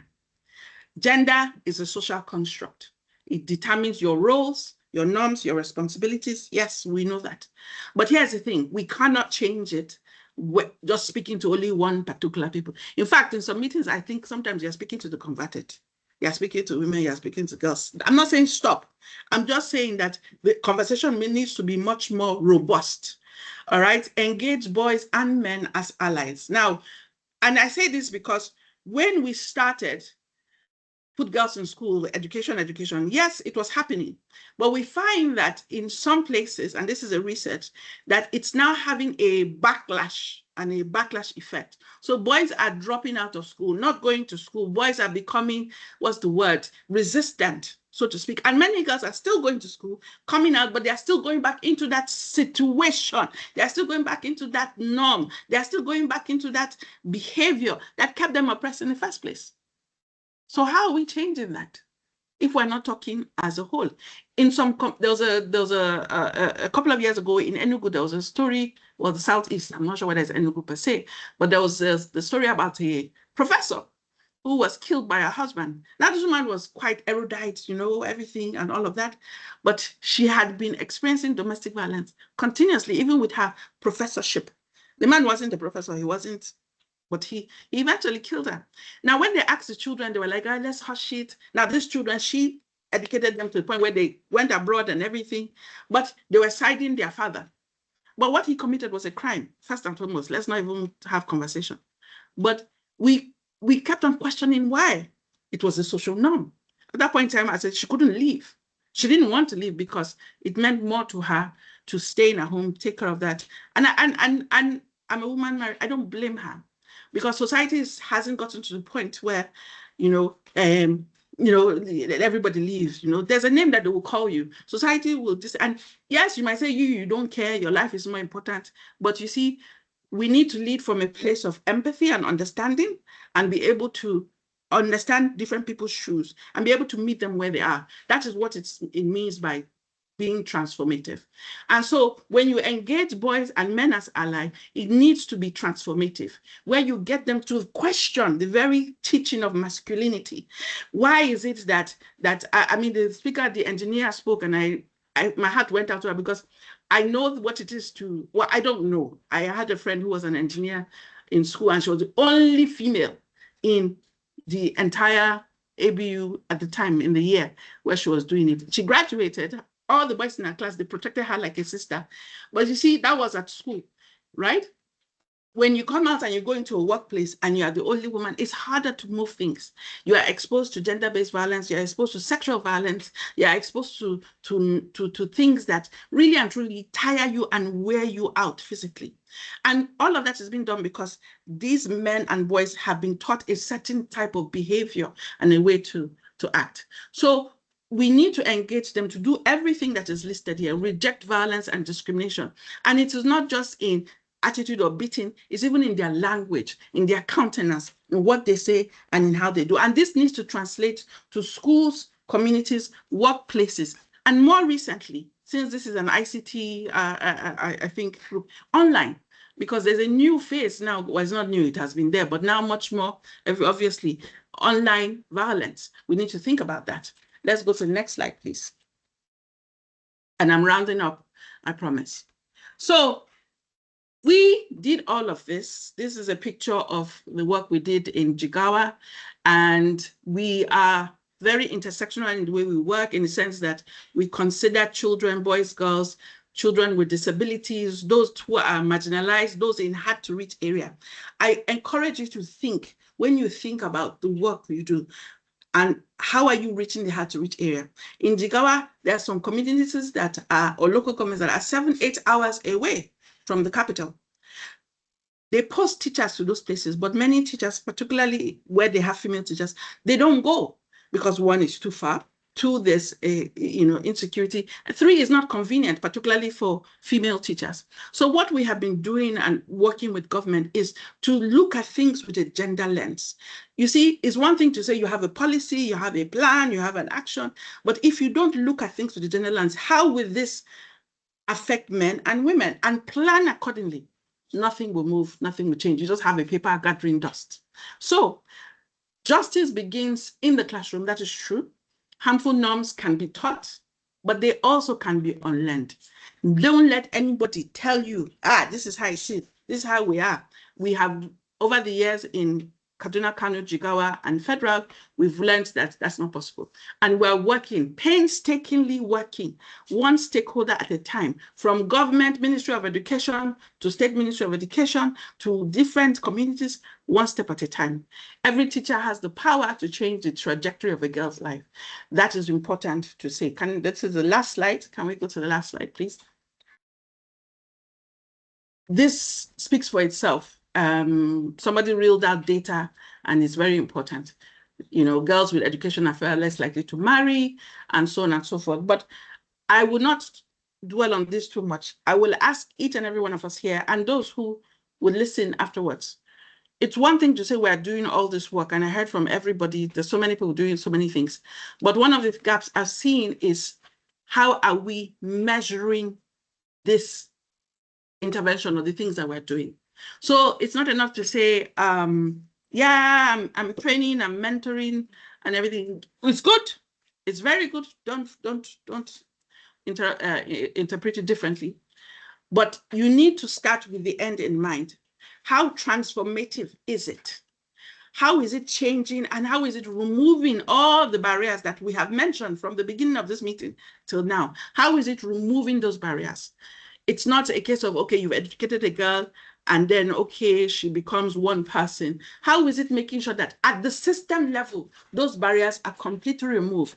In the workplaces, they don't have to worry about sexual violence, sexual abuse. I dare say that if a woman doesn't have to worry about corruption or political, violence and all of that, women will come out, and they do come out, and they will come out and contest and win. But you see, when you talk to people about, I want to go, it's too dirty. The woman says, it's too dirty. It's not for me. It's not for me. Even it's too dirty for some men. You that you're saying, who will it do? And that is the problem we have. That is why we don't see it translated. But what you and I could do, I'm not saying that all of us should come out for politics, but if you can, definitely. But what you and I should do is work to change that system, make it good, make it effective, make it efficient, for barriers to be removed for everyone, particularly women and girls. I thank you for your time. God bless. Happy International Women's Day. That was power-packed speech and presentation. We really appreciate you. We appreciate you. If I remember, I don't want to call you Amy again. He said, Amy. I'm me. Amy. Amy. Amy. Yes. Okay. I'll allow Thank Dr. you. Bola Joko to do the summary of what we have had today and postpone the meeting till we meet again on a special date. Yes, ma'am, please. Thank you so much, Ma'am Amy. And I want to leave by saying these 2 points that you exclusively mentioned. Yes, it's not just about the girl child, it's about even the masculine, the male child, the boy child, inclusively. Yes, because the male child is becoming resistant, and we are seeing that a lot are becoming roads, touts, fallouts. They feel there's a need, no need to it. And I think that is what is leading to a lot of diverse and single parenting nowadays, where men do not really see why they should go the extra mile because the focus hasn't so much on the girl child. And also, what is the KPI of measurement of what we are all doing as mentors, as trainers, as coaches, as supporters? What is the KPI of measurement that we are strengthening families and community? And lastly, I'm so grateful you mentioned the fact that education, just like all the other speakers have mentioned, should be all inclusive. Education should be all inclusive. If harmful things can be learned, it can also be unlearned. Yes, that's noted. Thank you very much, ma'am, for today's fantastic moment. I really, really, really, really appreciate it. And Thank you. conclusively today, I'm going to drop a question here for all of us. Today's conversation I wrote here has had been rich with ideas and insights.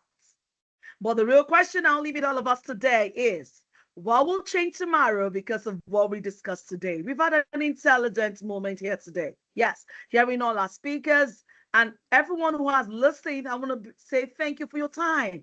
We spent roughly more than 2 hours here today, and I noticed everyone was patiently learning because we want a reform our heart is ready to do. So, one is the action point that will change us from this moment, because true empowerment is not measured by conversations. It is measured by actions that follow these conversations. And I want to believe Ms. Amy left us.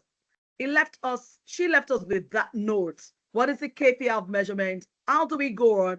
I would like any of our audience to actually tell us 1 or 2 things you will take from to this class and you begin to work on as from tomorrow. And I also believe that all educators in the house, for me, my name is Most Wanted Coach. I've always been of a belief, apologies everyone, that our curriculum is not enriched, is not all encompassing, inclusive of all what we ought to do in school. School has the opportunity to actually breed a total child, that total child we mentioned. So this is an alert to all stakeholders, educators, parents, and all that, that we can do better. We can actually get in place and reform our curriculum, develop a curriculum that suits and that serves yourself right. It starts with us. Let's do it within our little community, and let's spread out to the global world. Thank you very much for being here today. I want to say thank you. And Kotsi AI teacher, we want to celebrate everyone who has been here. Dr. Abdul Rahman, thank you for the grace to be a co-host with our honorable Mr. Gamelia. We do not take the time here for granted, everyone. Chill out. God bless you all.